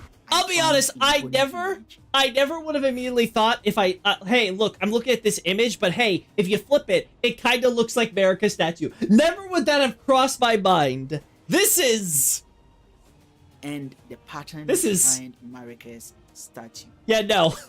And oh boy, It's stretching in the godskin I was apostles. blown out. We have the two circular patterns, the tail, and even the heads of Marika and the snake resting in the same. Oh, he really is just being like, oh, you see the snake head, it's supposed to represent Marika. Oh, lordy, lordy, lordy. All right, I'm not gonna harp on this. I made my point. Let's let this guy At this speak. point, I knew I had to investigate the large snake skin in the temple of Eden. But before we head to the temple of Igley, Back in the I game. would appreciate it if you subscribed to my channel if you haven't already. And while you are at it, Uh-huh. please like and share your comments. Wait, that's I it? would also like to point out that this video is I'm supposed to be like, wait a second, there's no way this thing is like this. There's no way this thing is over. I can't be blessed with this. Okay, he's just doing the ad earlier. lore about the gloom-eyed queen. I will be collaborating with another talented friend called Way of Colors to bring you part 2. Way of Colors has a Discord server where he shares some of the best Elden Ring lore I have ever come across. Uh-huh. You will find a link to his Discord server Cool. in the description below. I encourage you to pay his server a visit. All right. As above, so below. Okay, alrighty. Oh, what Once again, the snake skin in the Temple of Igley reminded me of Marika's statues, particularly the way she stretches out her arms, which is very reminiscent of how the snake skin in the Temple of Igley has been stretched out. Oh, it's from Bonnie Village, the But snakeskin. that's Oh, not yes, of all. course. The God Slayer seal, an item associated with the Gloom-eyed Queen Okay. and her God Skin duo, has an intriguing design. If we rotate it so the pointed Oh, we're doing this end rotation faces shit again? upward, and do the same for the footage of Marika Oh, but we see during the opening cinematic of the base game, that is where she has a dark circular object behind her, we notice some striking similarities. oh no. The God Slayer's seal, Oh my no, why? just like the object behind Marika. Additionally, the God Slayer seal has 2 lines of semicircles decorated with golden floral patterns. And the object behind Marika also has 2 semicircular lines decorated with golden Oh patterns. God. Please no. Also notice the golden bracelets around Marika's wrists, which resembles snake shapes. Marika has similar bracelets in the DLC trailer, where she extracts golden threads from a sack-like cloth. Does all this point to Marika being the gloom-eyed queen? No. No. No, this It is would be- I'm gonna say this for you right now, buddy. This is crazy talk. Please. This is hurting me. This is physically hurting me now. Oh. Like this is how I don't know how we can possibly reach this conclusion here. Like this is like okay, at least like with the snake dam, like okay, I can see the basic shape. Now we're like really putting it by trying to say that the Glow-Eyed Queen's catalyst is meant to represent America during her pose during the opening cinema. Like, come on! Like, come on! Like, there has to be some self-awareness here. This sounds crazy. Right? Anyway, he agrees at least that it would be premature. So let's go. It's premature to conclude that Marika is or was the gloom-eyed queen based solely on a snake skin. So let's look at some of the other attributes of the gloom-eyed queen.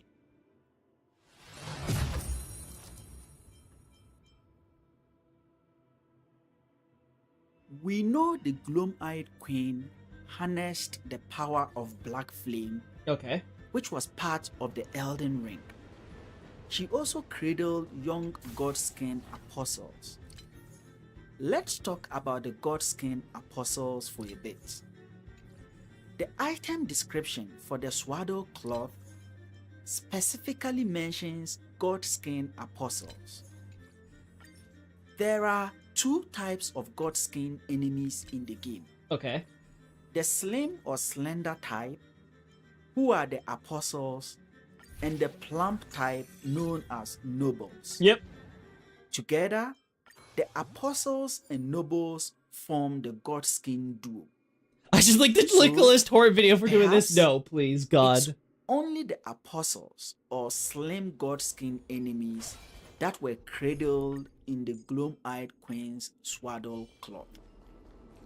This is significant because the Godskin apostles are reminiscent of another character in the game Oh God, no. with a serpentine nature. Let's compare Mesmer to a Godskin apostle. Their slender body frames, serpentine nature, and use of some type of flame are quite similar. Could Mesmer have been a Godskin noble? Oh Does the no. statue of Marika Ah! Chim- No, he's a demigod. He's not their skin. Oh my God. Oh no, maybe he's gonna poo-poo this. Give him a minute. Give him a minute, Loki. cradling a baby imply that Oh God, because Marika cradled Mesmer, who was a Godskin apostle. I mean, anything, I would say that this would probably be meant to be evocative of how, like, you know, Gloamite Queen is like her opposite. Again, you have if you have the idea that Melina is you have Marika cradling Mesmer, and then you have Melina cradling her godskins, and Melina is Mesmer's sister. I could see you making like a case there. There's some sort of like thematic evocative tie, but like no, I would not make this argument that, well, we have Marika cradling Mesmer here, therefore Mesmer is one of the godskins that were born from God, this sounds so ridiculous. That one of godskins born cradled in the arms of the Gloamite Queen. Well, for one, because the whole point of them being cradled is that they are cradled in godskin itself. And yeah, I'm sorry, I don't think the statue is depicting that, nor do I think it's intended to. She swallows her weird snake children with a cloth made out of her demigod baby skin. Thank you for this amazing birthday present. This is a birthday present, Nobre? Oh God. You know, can I take my gift back? I don't want to give this to you, Nobre. Please share your thoughts in the comments below. The Also, Godskin congrats on being enemies 18. are located in strategic locations Oh, yeah. across the game. We encounter a Godskin noble on the bridge between the inverted Carian Study Hall and the Divine Tower of Leonia. We also encounter another in the Temple of Eagle within Volcano Man. Then, we battle the Godskin duo in Farum Azula. For Godskin nobles, we encounter one in the Divine Tower of Kaled, where we obtain the God Slayer's great sword. Another is found in Dominilla or the Windmill Village, which brings us to the striking similarities between Dominilla and Bonny Village. All right, what is the striking similarities? Dominilla is home to a matriarchal culture. What does that I have to will do with refer Bonny to Village? as the celebrants, Oh God, no. giving the names of the items they drop. These women appear to comprise two factions. One group wears a white cape adorned with the Earth Tree emblem, while another group wears a blue cape, aspects of which is reminiscent of the Gloam-eyed Queen's emblem or sigil. Okay. Interestingly, those adorned in blue cape drop a sickle, which reminds me of the weapons wielded by the Godskin apostles. Oh no. Oh no. Oh my God. Do you remember? This is my I gift you're giving mentioned to at me the for beginning of this my video birthday. that No, no! there I take it is back! I want the striking gift back! Please, please, don't make me. Let's have this charged to max. Gosh. Yeah, this is This is something special. I will say that for sure. This is something definitely special. Resemblance between the architecture of the buildings in Domanilla and Bonny Village. Perhaps now is a good time to expand on that subject. First, there is a well in Domanilla, and we first make contact with Bonny Village by a well.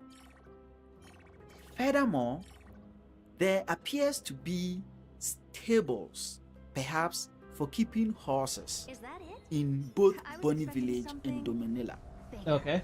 It is interesting to note that Bonny also translates to beautiful or attractive, Okay. which might reference the nature of the women who inhabited it. Oh boy. But the Windmill Village or Domanilla is not the only location in the game where we find celebrants. Curiosity. Endless riddle. There is another group located in the Hermit Village in Mount Gilman. You look tired. However, these celebrants are dead, and what is even more intriguing is the pattern on their capes. Mhm. Their capes are adorned with the Gloom-Eyed Queen sigil or emblem. There Okay. is an unrelated observation I made in the Hermit Village Okay. that I couldn't help but point out in this video. If you rest at the site of grace boy. close to Master Azure and make your way out of the village, Endless riddle. you would come across a rune bear which jumps onto the ground from a small cliff Okay. on the right.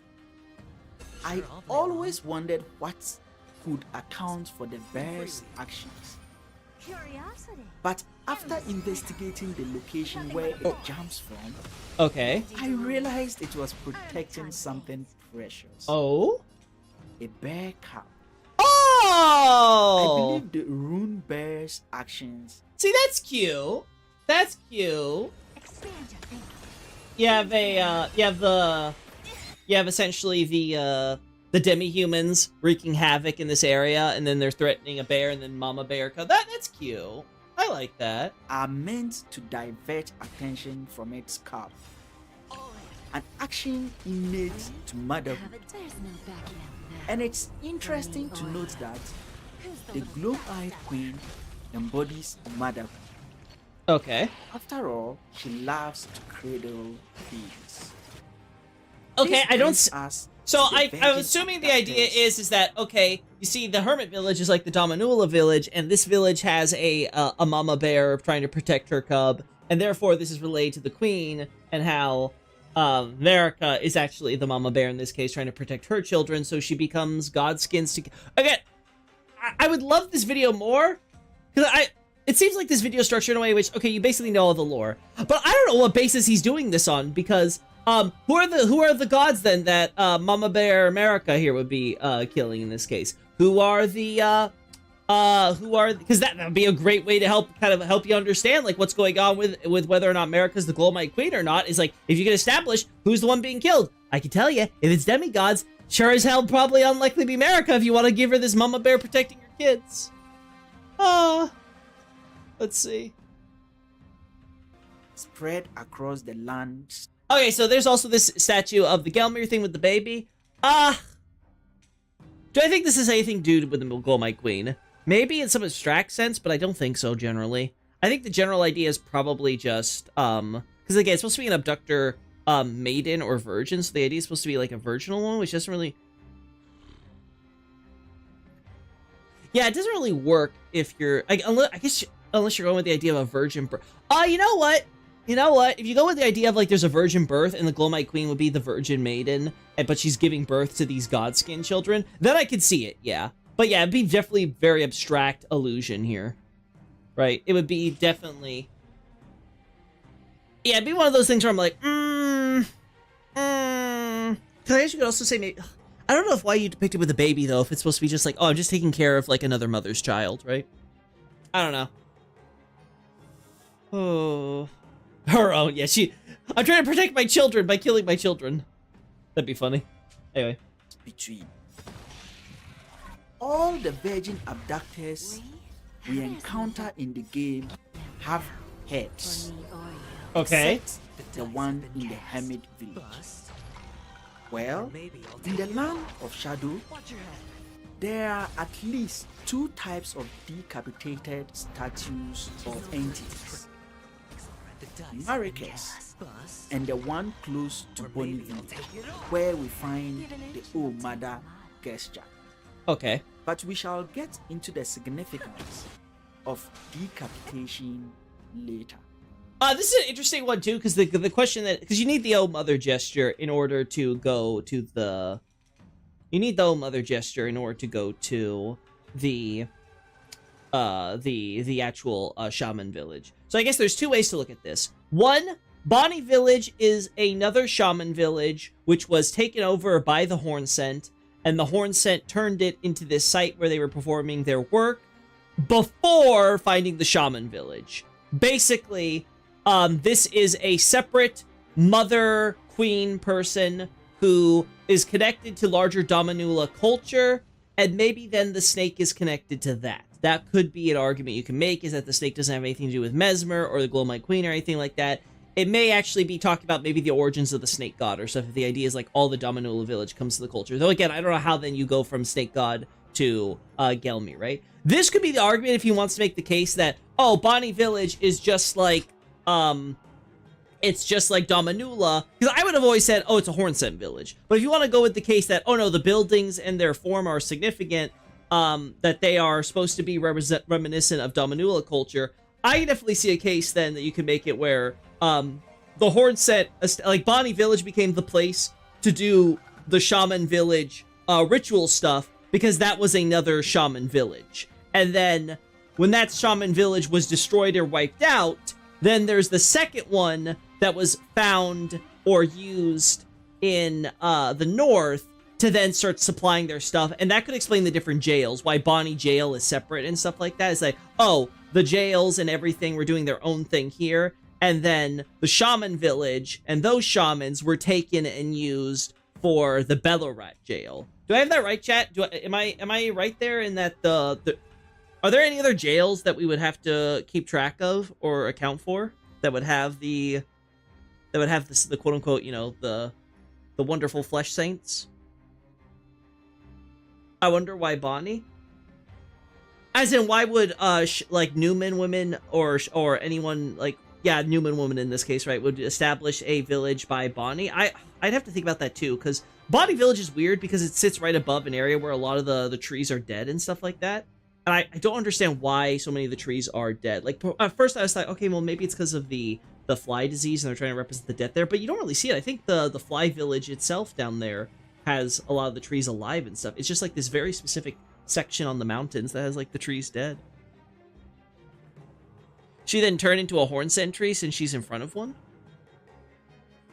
I don't know about the turning into tree part, because that could be related to something involving, because Merrick also has like the stone thing she turns into, right? So again, you could argue that's because she's a god or something, right? Like, I don't know. I'd have to think about that, because it would be a question of like, it'd be a separate question for me of why are mama village heads turning into trees, right? The one at Carl's hidden grave with the screaming and the crying. That one you could justify on being dead Newman women though, right? Because you could say like, oh, when the village's women were dead, like everyone else, they sent the dead off to the Deathbirds or something like that. Maybe. Yeah. You can make the case then that Bonnie Village might be the origin of the snake god then. Like the snake god, no, but then there's questions about why the snake god would emerge there, or who, or how.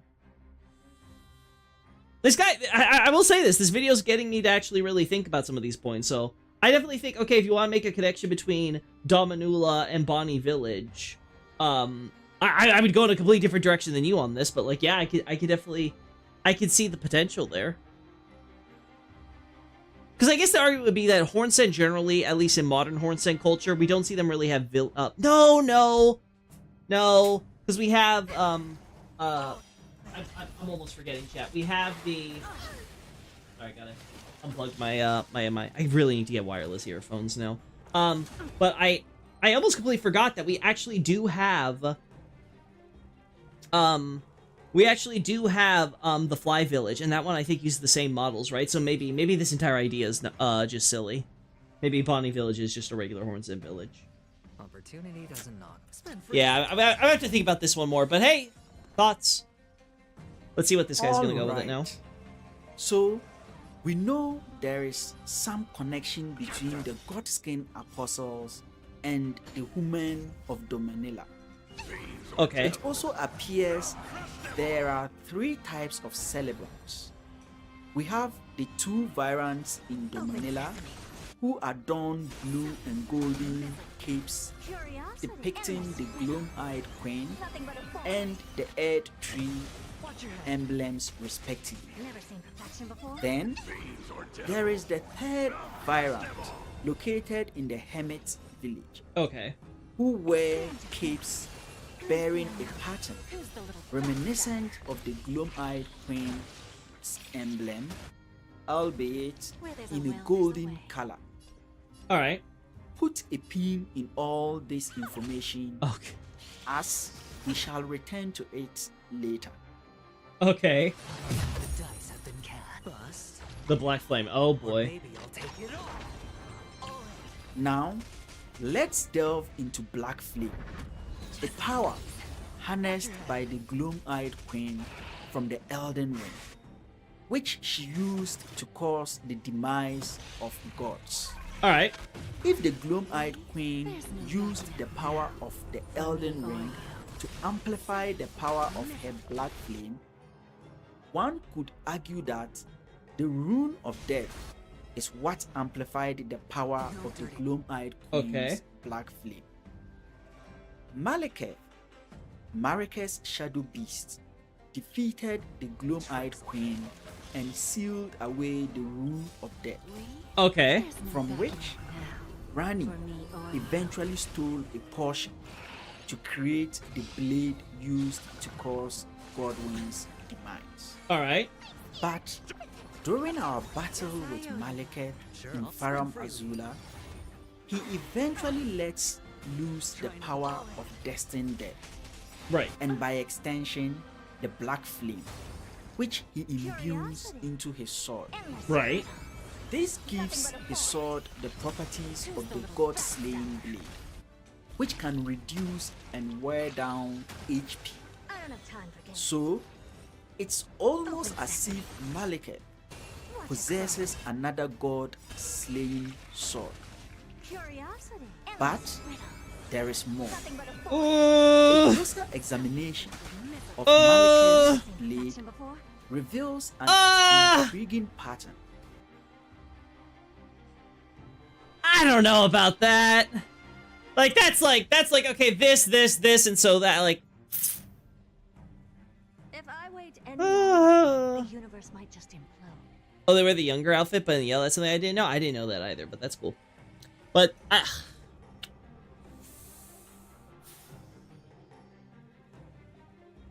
I don't know. I'd have to. I don't know how I feel about that one there. Notice that the blade has one side of its guard broken. Okay. Let's compare the Black Blade to an endgame scene. The scene I'm referring to is where our player character stands before Marika's decapitated statue. All right. The dice have been Do you notice how Marika bust. has only one hand Maybe I'll take it all. shaped in the form of a sword guard? Okay. Also notice how the lower part of Marika Oh my god. adorned with a black cloth. Never. Then we have Marika's fractured nature. It's almost as if Marika is meant to depict Malekith's black blade. No. There is another No! scene in the game where a No! beast wields a human. I swear, this what it feels like to watch like a flat Earth video or some shit. Like, what the fuck am I listening to at this point? What are these connections? Like, this is crazy talk. For me or you. I just don't know what we're even watching anymore. blade. During our battle with the Elden Beast, it wields a sword reminiscent of the god-slaying blade. But have you ever paused to ponder how the Elden Beast secures its sword?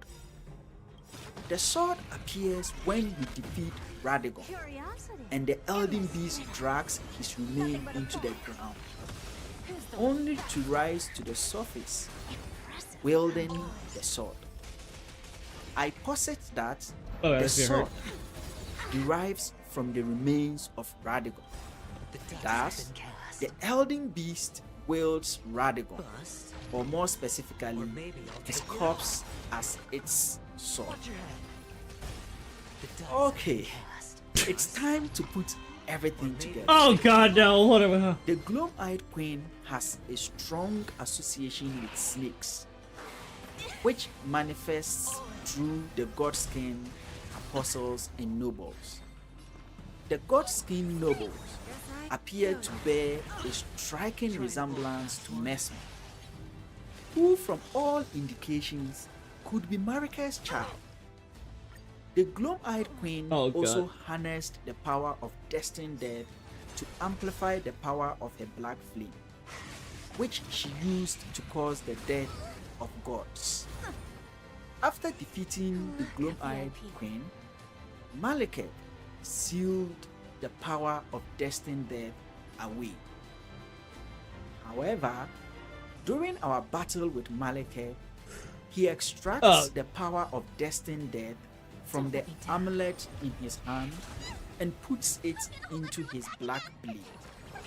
This blade is reminiscent of Okay. Marika's depiction during Alright, so again, to clarify, Malekith slays the Glow-Eyed Queen, then seals the Rune of Death into his sword. After the event of the Night of the Black Knives, Malekith seals the Knock on its own, you know. the sword inside his body, which seems to have been accomplished through the amulet. Now, whether that means it's inside his body in some sort of like weird spiritual dual dimension sense, or it's like some spatially folded inside of him, like you can like make all the arguments for there how exactly that's supposed to work. But oh boy, I don't know where it wants to go with this. Where we replace Marika's head on her decapitated, fractured body. We also discussed the headless virgin abducted in the Hermit village, where we see dead celebrants whose capes bear the sigil or emblem of the Gloom-Eyed Queen, Okay. albeit in a golden color. Bending the rules. Never seen flags before. Oh boy. Alright, what are the two theories? Let's hear it. So, what do all these observations Dice mean? have been cast. I have two theories. The first theory is that Maybe I'll take it the observations I have pointed out so far imply that For me, or Marika was once the Gloom-Eyed Queen. The Okay. second theory is that the Gloom-Eyed Queen was once a separate entity, Okay. perhaps an Empyrean like Marika, but Marika, through Malekith, defeated her and absorbed her abilities. where there's a Now, will, there's a way. let's delve a bit more into each theory. It's on me. Alright. Marika is often referred to as the Eternal, Okay. meaning she lives forever or never dies. There's no I suppose, It is yeah. intriguing that another demigod makes a I would argue Eternal's probably more so the idea she's going to be queen forever would be probably the idea, but sure, we can go with the idea that she'll never die. I can live with that. similar proclamation after he's defeated in battle by our tarnished character. Rykard, a demigod who offered himself to a primordial serpent in his quest for power, mocks us after his defeat by telling us that we. There's no backing now.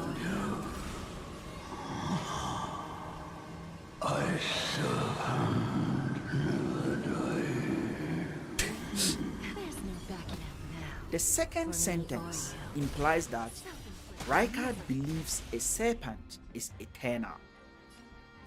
After his Sure. defeat, the only part of his body that remains is his head.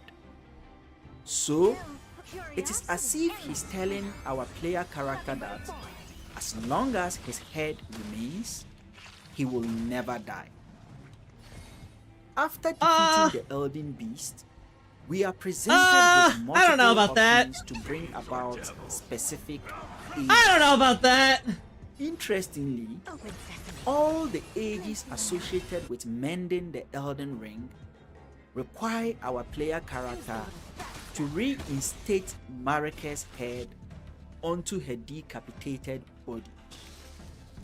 Could it be that Marika is also eternal as long as we reinstate her head? After all, she embodies the Elden Ring. I like this idea. I just feel like it's really, really precarious how it's being argued here. Ugh. What a voice. He's got a way with words, truly, and eloquence. See, I like this idea that, you know, it's all positioned the head and stuff and you can make this work, but like, I don't know, I feel like the head is being chosen because it's the most recognizable part of the body, you know? Like, it's how you immediately know someone is the person because of their face. And like, I mean, the idea with like Marika, like putting your head, like, you know, you got the off with your head, decapitation, you know, defacing a god. Like, there's a lot of different angles you could go at for the artistic reasons for choosing that, let alone like what any possible implication you could have about the cosmology. There are interesting things with Marika's head in the endings. I'll take your word for it, Xavier, because I like this idea, but I'm like, I don't know, I feel like I'd like to see a theory more about the importance of heads in the lands between than this, honestly. And as long as the Elden Ring exists, she will continue to exist, thus making her eternal. Also think about how snakes are killed in most cultures. Okay. Most people would agree that the best approach is to smash the snake's head or decapitate it. Therefore, Rykard is not entirely wrong when he tells us that a serpent never dies, Okay. because his head survives the battle with our player character. So wait, is the argument that if I you am just destroyed sure that- Rykard's head, he would be gone? Because, well, I mean, you'd think that a few people would have tried that already, you know? In the land of shadow were well aware of the significance of Marika's serpentine nature, which led them to decapitate her statues. Perhaps they did that to make Marika aware that just as a snake is decapitated to ensure its complete demise, Marika, a serpent, would be decapitated to prevent her from living for eternity. Another piece of evidence that points to Marika potentially being the Gloom-Eyed Queen is how Maliket's black blade is shaped like the decapitated, fractured body we interact with Yeah. in the air tree. Yeah, that's If more Marika crazy talk. represents the black blade, then Maliket putting destined death into the black blade and imbuing it with black flame properties could symbolize Maliket putting back the power of black flame into Marika, who was originally wielder of the black flame's power. The only wrinkle in the theory I have just posited is that the game tells us that Maliket defeated the Gloom-Eyed Queen Yes. and sealed away destined death. That would kind of be a very big So big if part of it, Marika right? was the Gloom-Eyed Queen, how could her own Shadow Beast defeat her, seal away her source of power, and still work with her to retrieve destined death when it was stolen by Rani?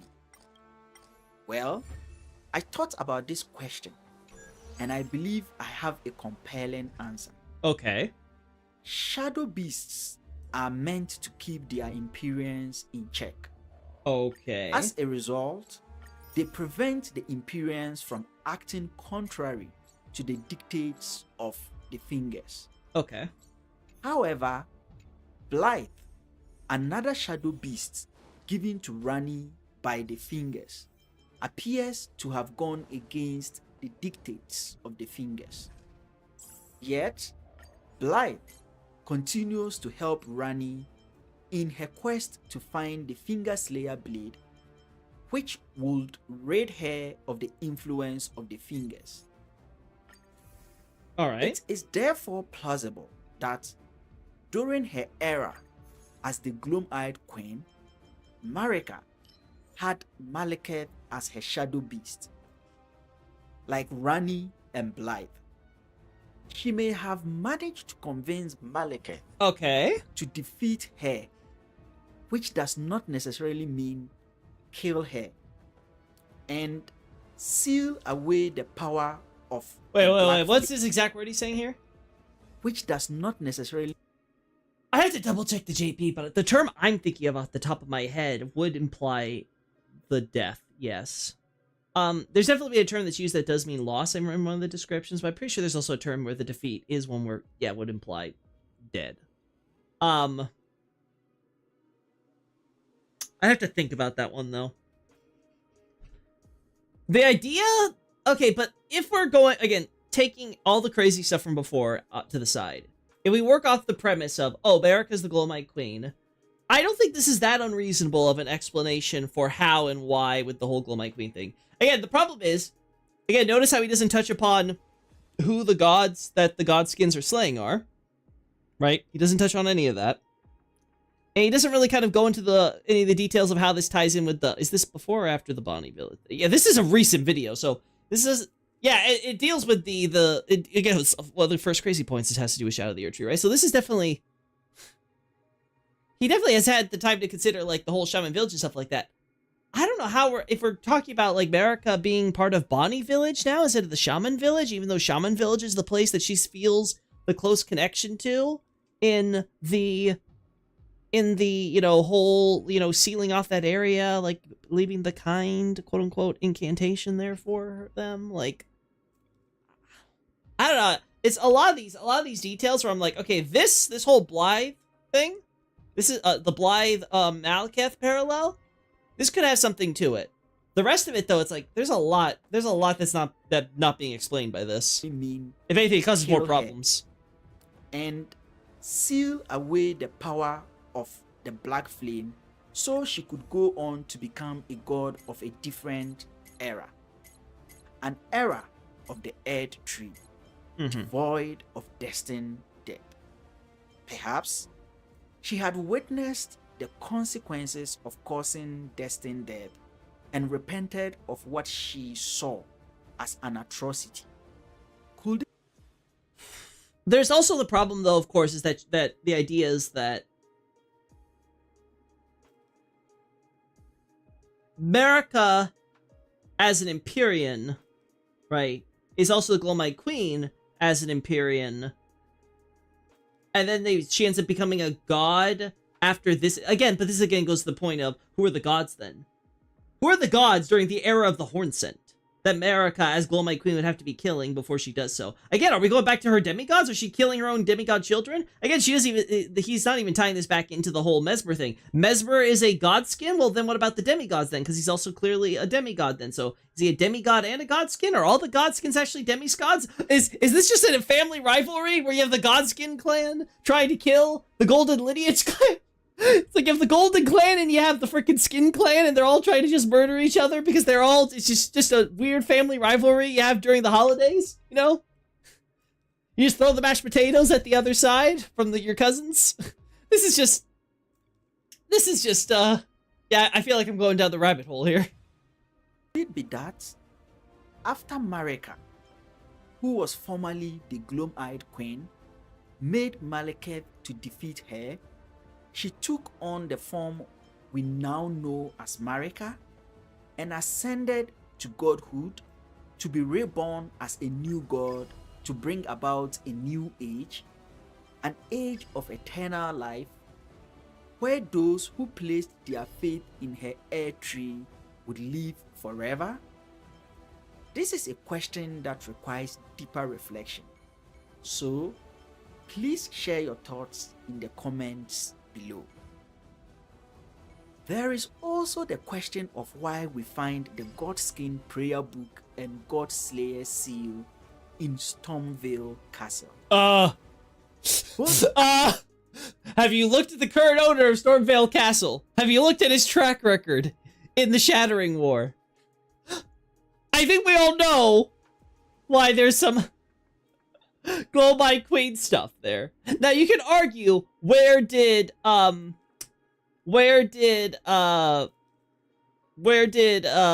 Godric get it, right?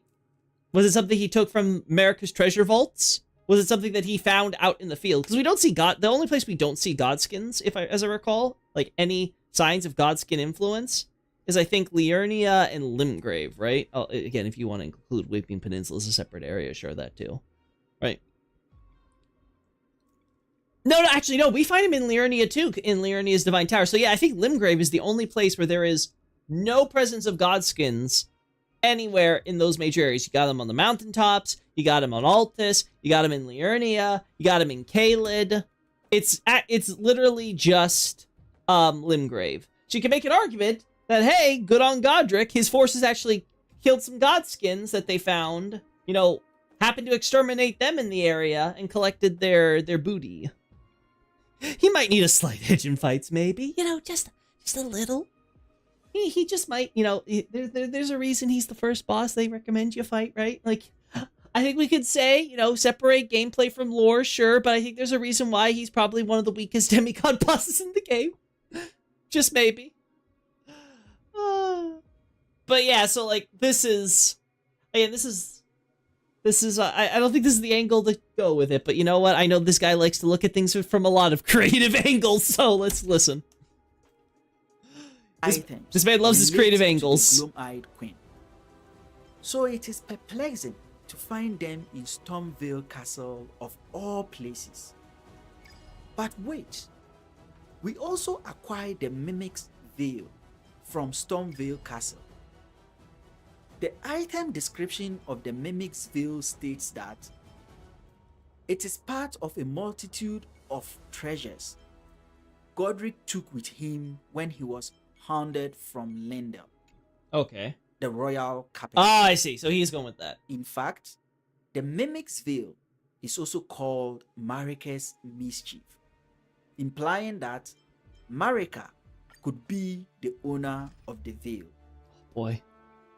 If the Mimic Veil is one of the items Godric brought from the royal capital, then could it be that Godric also brought with him the Godskin prayer book and God Slayer seal when he was hounded from the royal capital? If that is the case, then it is... Sure. The only issue I have with this is the fact that he hasn't used it.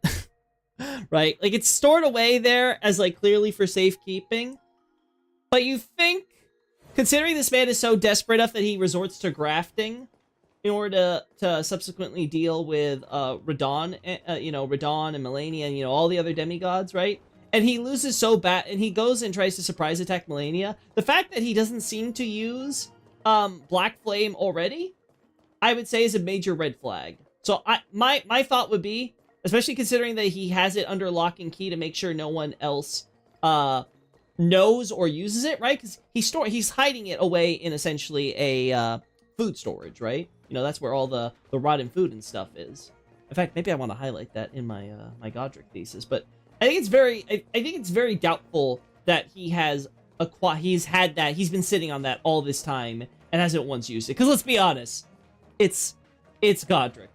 He totally would use it first chance he gets the moment he had it, considering his circumstances. also possible that just a little quirky God skinning your Slayer children. seal and the prayer book belonged to Marika, just as the Mimic's Veil belonged to her. This would mean that Marika was once Gloomite Queen, and Well, I would say that would mean that by itself. I mean, again, even assuming Gloamite Queen was a separate person from America, you could make the argument that she has it in her treasure vaults because, well, this could be useful in the future.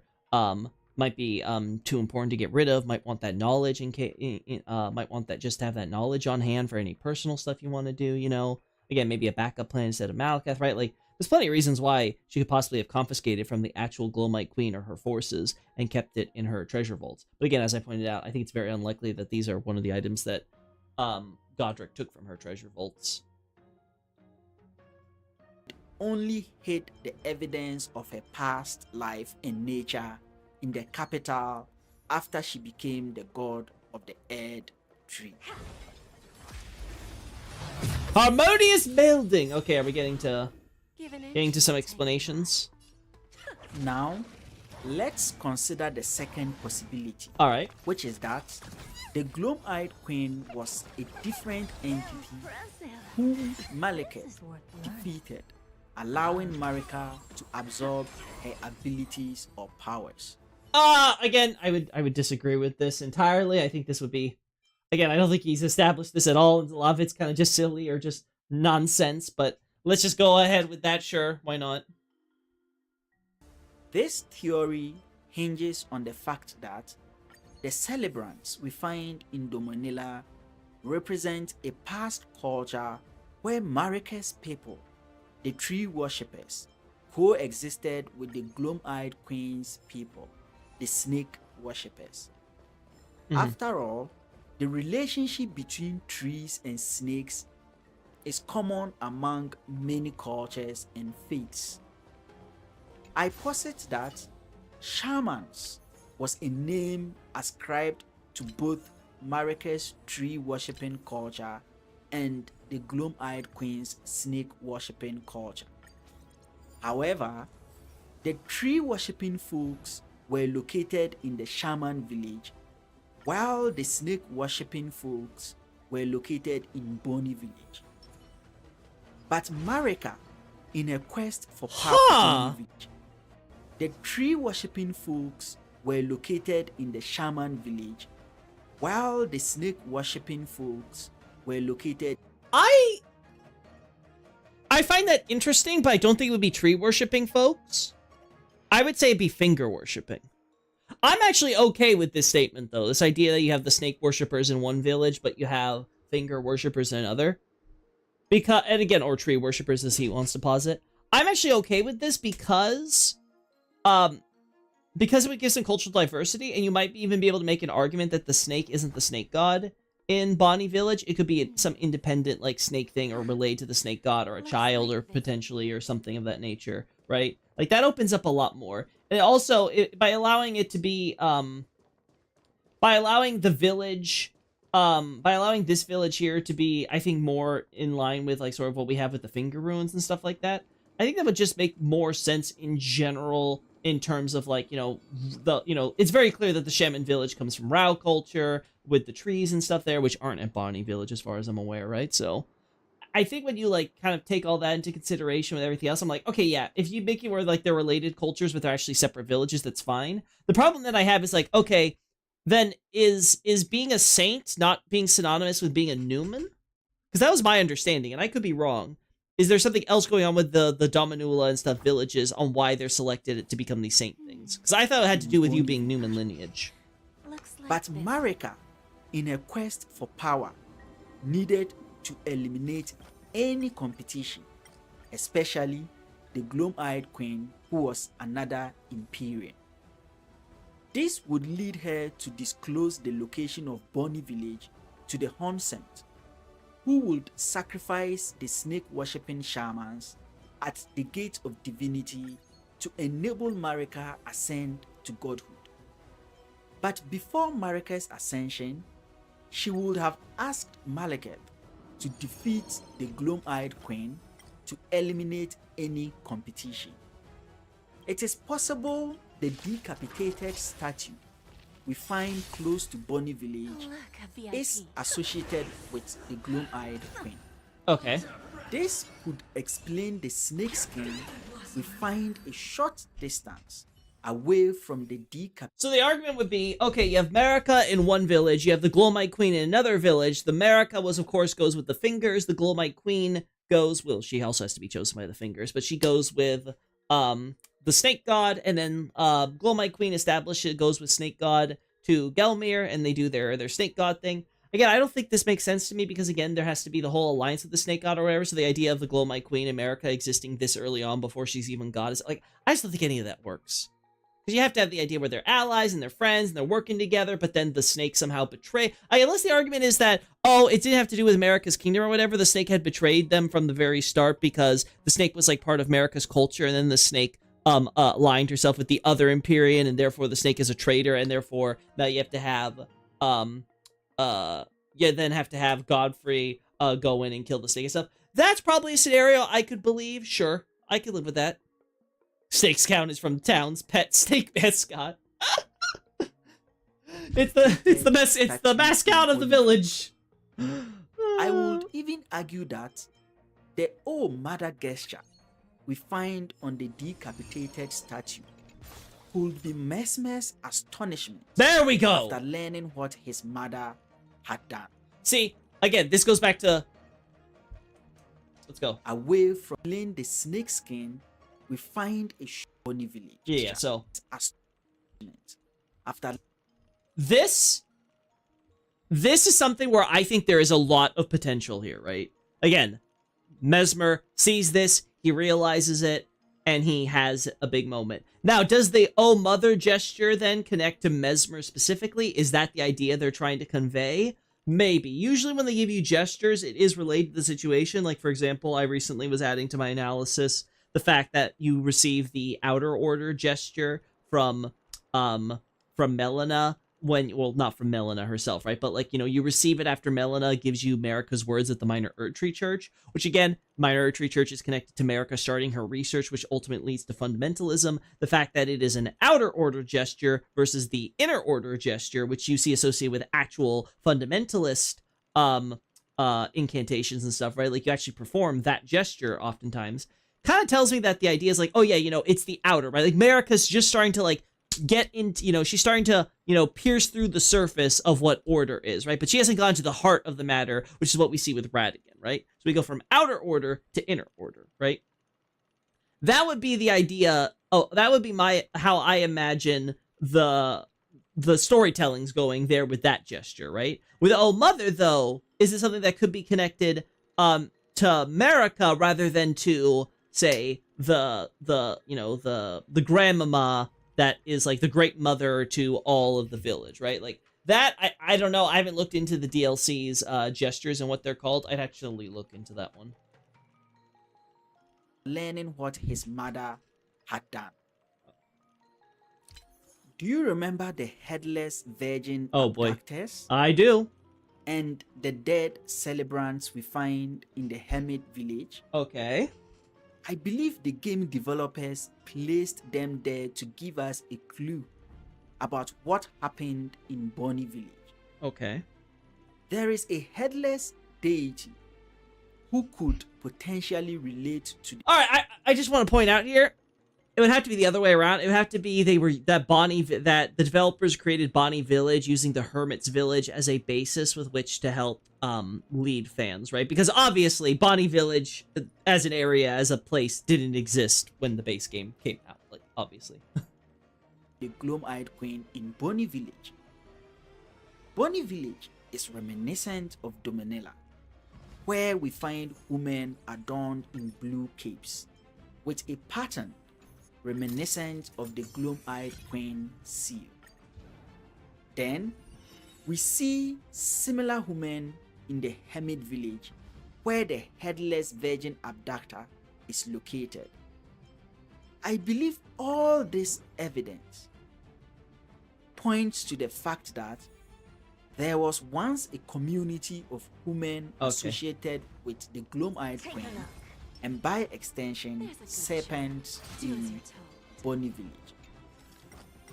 However, just like the headless abductor virgin in Hermit Village, their deity in Bonnie Village was decapitated. The golden color of the capes worn by the women in the hermit village would therefore represent the assimilation of the Gloam-eyed Queen's abilities into the Earth Tree. Let's not forget, More specifically, Marika Melon. is a shaman. I want to look at that again because that's funny. Would therefore represent the assimilation of the Gloam-eyed Queen's abilities into the Earth Tree. Into America, not Melon. Okay. Let's not forget Marika is a shaman and thus has the ability to mend well with other bodies. Sure. So, it wouldn't be far-fetched to posit that Marika merged with the Gloam-eyed Queen after defeating her. I believe you are wondering which of the two theories I subscribe to. Well, I would say the video title That might give is it a away. story that I shall tell in part 2 of this video. Okay, I don't think I'm gonna be watching part 2 because I'll be honest, I think part 1 is kind of absolutely redonkulous. Like this is holy God help me. How you doing, gang? How you doing, Loki? Hey, Adolphus. I'm doing better in some respects and worse in others, because what the hell am I listening to right now? This is some crazy talk. But yeah, I'm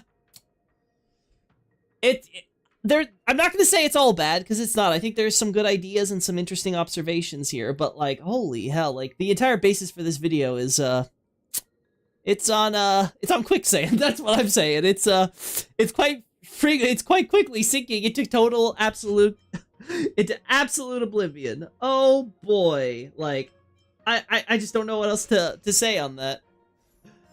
Yeah. Bad opinion moment. I mean, it's something special for sure. Please be on the lookout for part 2, where I shall reveal which theory I subscribe. What? Couldn't you have just, I don't know, like, refined the theory that you think is the more likely one and just do that? Well, I guess you wouldn't have had the link for a video then, right? This is why I'm glad this is one of the reasons I'm glad I'm not doing, like, you know, like, I'm not basing my content around YouTube stuff, because not only would it make it where I don't think I would be able to make the long-form analyses I have with the level of detail, right? Because doing that for YouTube scripts on the regular would just be impossible, but I'd much rather, I'm struggling just to adapt my stuff to try to make it fit for a YouTube content. But then you have like something like this where it's like, oh, you have like the video length and stuff like that and things like that. It's like, listen, you could have just condensed it all into one video here, right? Like, we could have just done one, like, even it had to be one big video. Like, we didn't need to split it up like this. Welcome to Fun Theories. Well, this was definitely a fun theory for sure. Again, I think there is some merit there. I'm actually going to give some credence to the idea of like, oh, there's a connection between Bonnie and Domino. It's like, okay, sure. I'm willing to give you that. At the very least, I'm willing to entertain it. Again, I think if I did my analysis of Marika and what went down between her and her village and the stuff going on in the Horn Center or whatever, I don't think I would land here. I really don't. I think there's way too many stretches that on, like, the premise of this video, as the guy himself admits, is a stretch. A huge freaking stretch. And it's one where I'm like, yeah, I wouldn't be able to go down this route here, right? As I said before, I don't think the Gloam-eyed Queen is just some is some other person or like some other identity to Marika. Like, God, we already have Radigan somehow didn't come up in this video. I'm surprised, but like, we're going with this idea that now instead, like, we have, like, I guess Gloam-eyed Queen before Radigan, right? Like, it sounds implausible to me, no matter how I try to, like, spin. I'm like, where would be, like, the really good hook on where I'd be like, okay, yeah, Marika is the Gloam-eyed Queen. I guess the Malekith stuff. I feel like that's probably the best basis for it. But that's, again, that's sort of like, again, presuming the conclusion there, right? And again, then you look at the circumstances, you're like, there's not good circumstantial evidence there to back it there. So it's like, it's not even a good presumption to make. I don't know. This is a nutty one. There's also now another 30-minute video on the Great Flood by our favorite Tarnished archaeologist. But I'll be honest, this is one video of craziness for today. I think I'm done, chat. I think we're good here. Yeah, the stream's already got on for over 2 hours. Where do I stand on this between the two videos we saw? Again, I think Smotown's video has lots of problems. I think it's outdated, right, and yada yada yada. But it's well put together. It's good. It's well reasoned, right? Everything. This video, not so much. I think there was some interesting way on how it was like set up. It does something I think a little better than with Smotowns, which is something I complained about in his like last video. Was that I would have liked more sound effects or something when we're doing the transition. I kind of like that kind of subtle sound effects and music thing we got when we were going with this video, right? And then I do like some of the observations here. Again, I don't know how relevant the mama bear thing is there, but it's good that he brought it up when he's trying to connect Hermit Village to this Gloamite Queen thing.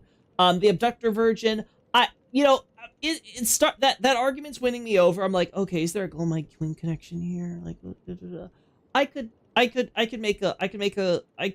see the argument considering you have the virgin holding a baby, and it's like, well, why is the virgin holding a baby, right?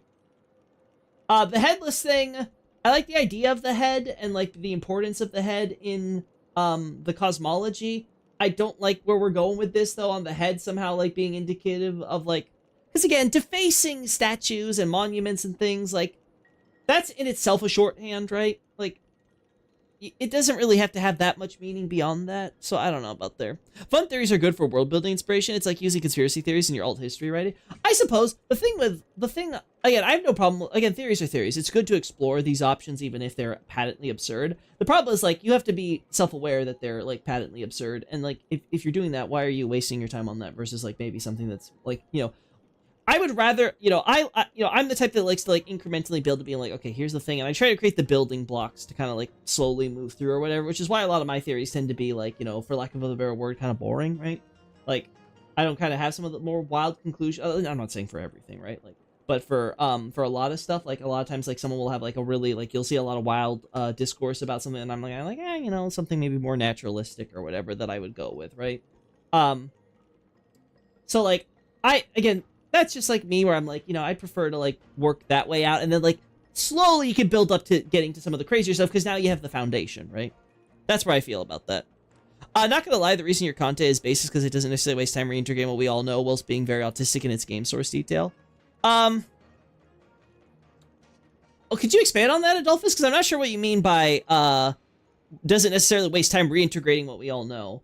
I mean, I guess in terms of like, I try not to repeat myself, right? Like, I try to make it where it's like, okay, if I'm talking about one topic, I don't want to have to like, regurgitate the same arguments I've made in another topic, right? Like, we've already established that you could theoretically read all my content in a certain order and you will be able to basically get something that's kind of flowing. That's what I enjoy about my content as well, if that's what you mean. Reiterating. Okay, yeah. Yeah, because reintegrating, I was like, reintegrating, I don't know about that. Amazing, yeah. I do think, again, I do think that there's some good in this video. Again, I think it would have been good if it was in another video, right? Like, I think these are arguments that you could make in, like, separate topics. Like, maybe nothing, like, as big as Gloamite Queen, but, like, I could definitely see some of that stuff being used. Hell, I could see the Headless Virgin thing being used for, a Gloamite Queen topic, just not one where it tries to connect it to America. Anyway, guys, we're ending it here. Please like and subscribe if you're new here and you liked it, whatever, do all the important stuff, right? But, like, I'm sorry I haven't been streaming as much this week. Again, I'm going to try to get back to my regular schedule. You guys have helped keep me up for 2.5 hours here. I'm going to try to keep myself up a few more hours and then go to bed and hopefully, just kind of conk out for, like, 6 to 8 hours. And then we can finally get myself back to a normal schedule where I'm actually sleeping during the night instead of working through all night. And then, like, freaking being a zombie during the day. Ay. Thank you guys so much, all right? I'm also happy that I kind of like skipped over that here, but like I actually finished one of the endgame contents here while we were listening to all this stuff. So I'm feeling pretty good. I completed another little thing in my Golden Gears, Golden Gears street cred, and I got to listen to a few videos that you guys suggested. So thanks for all that. Anyway, see y'all later now. Bye bye.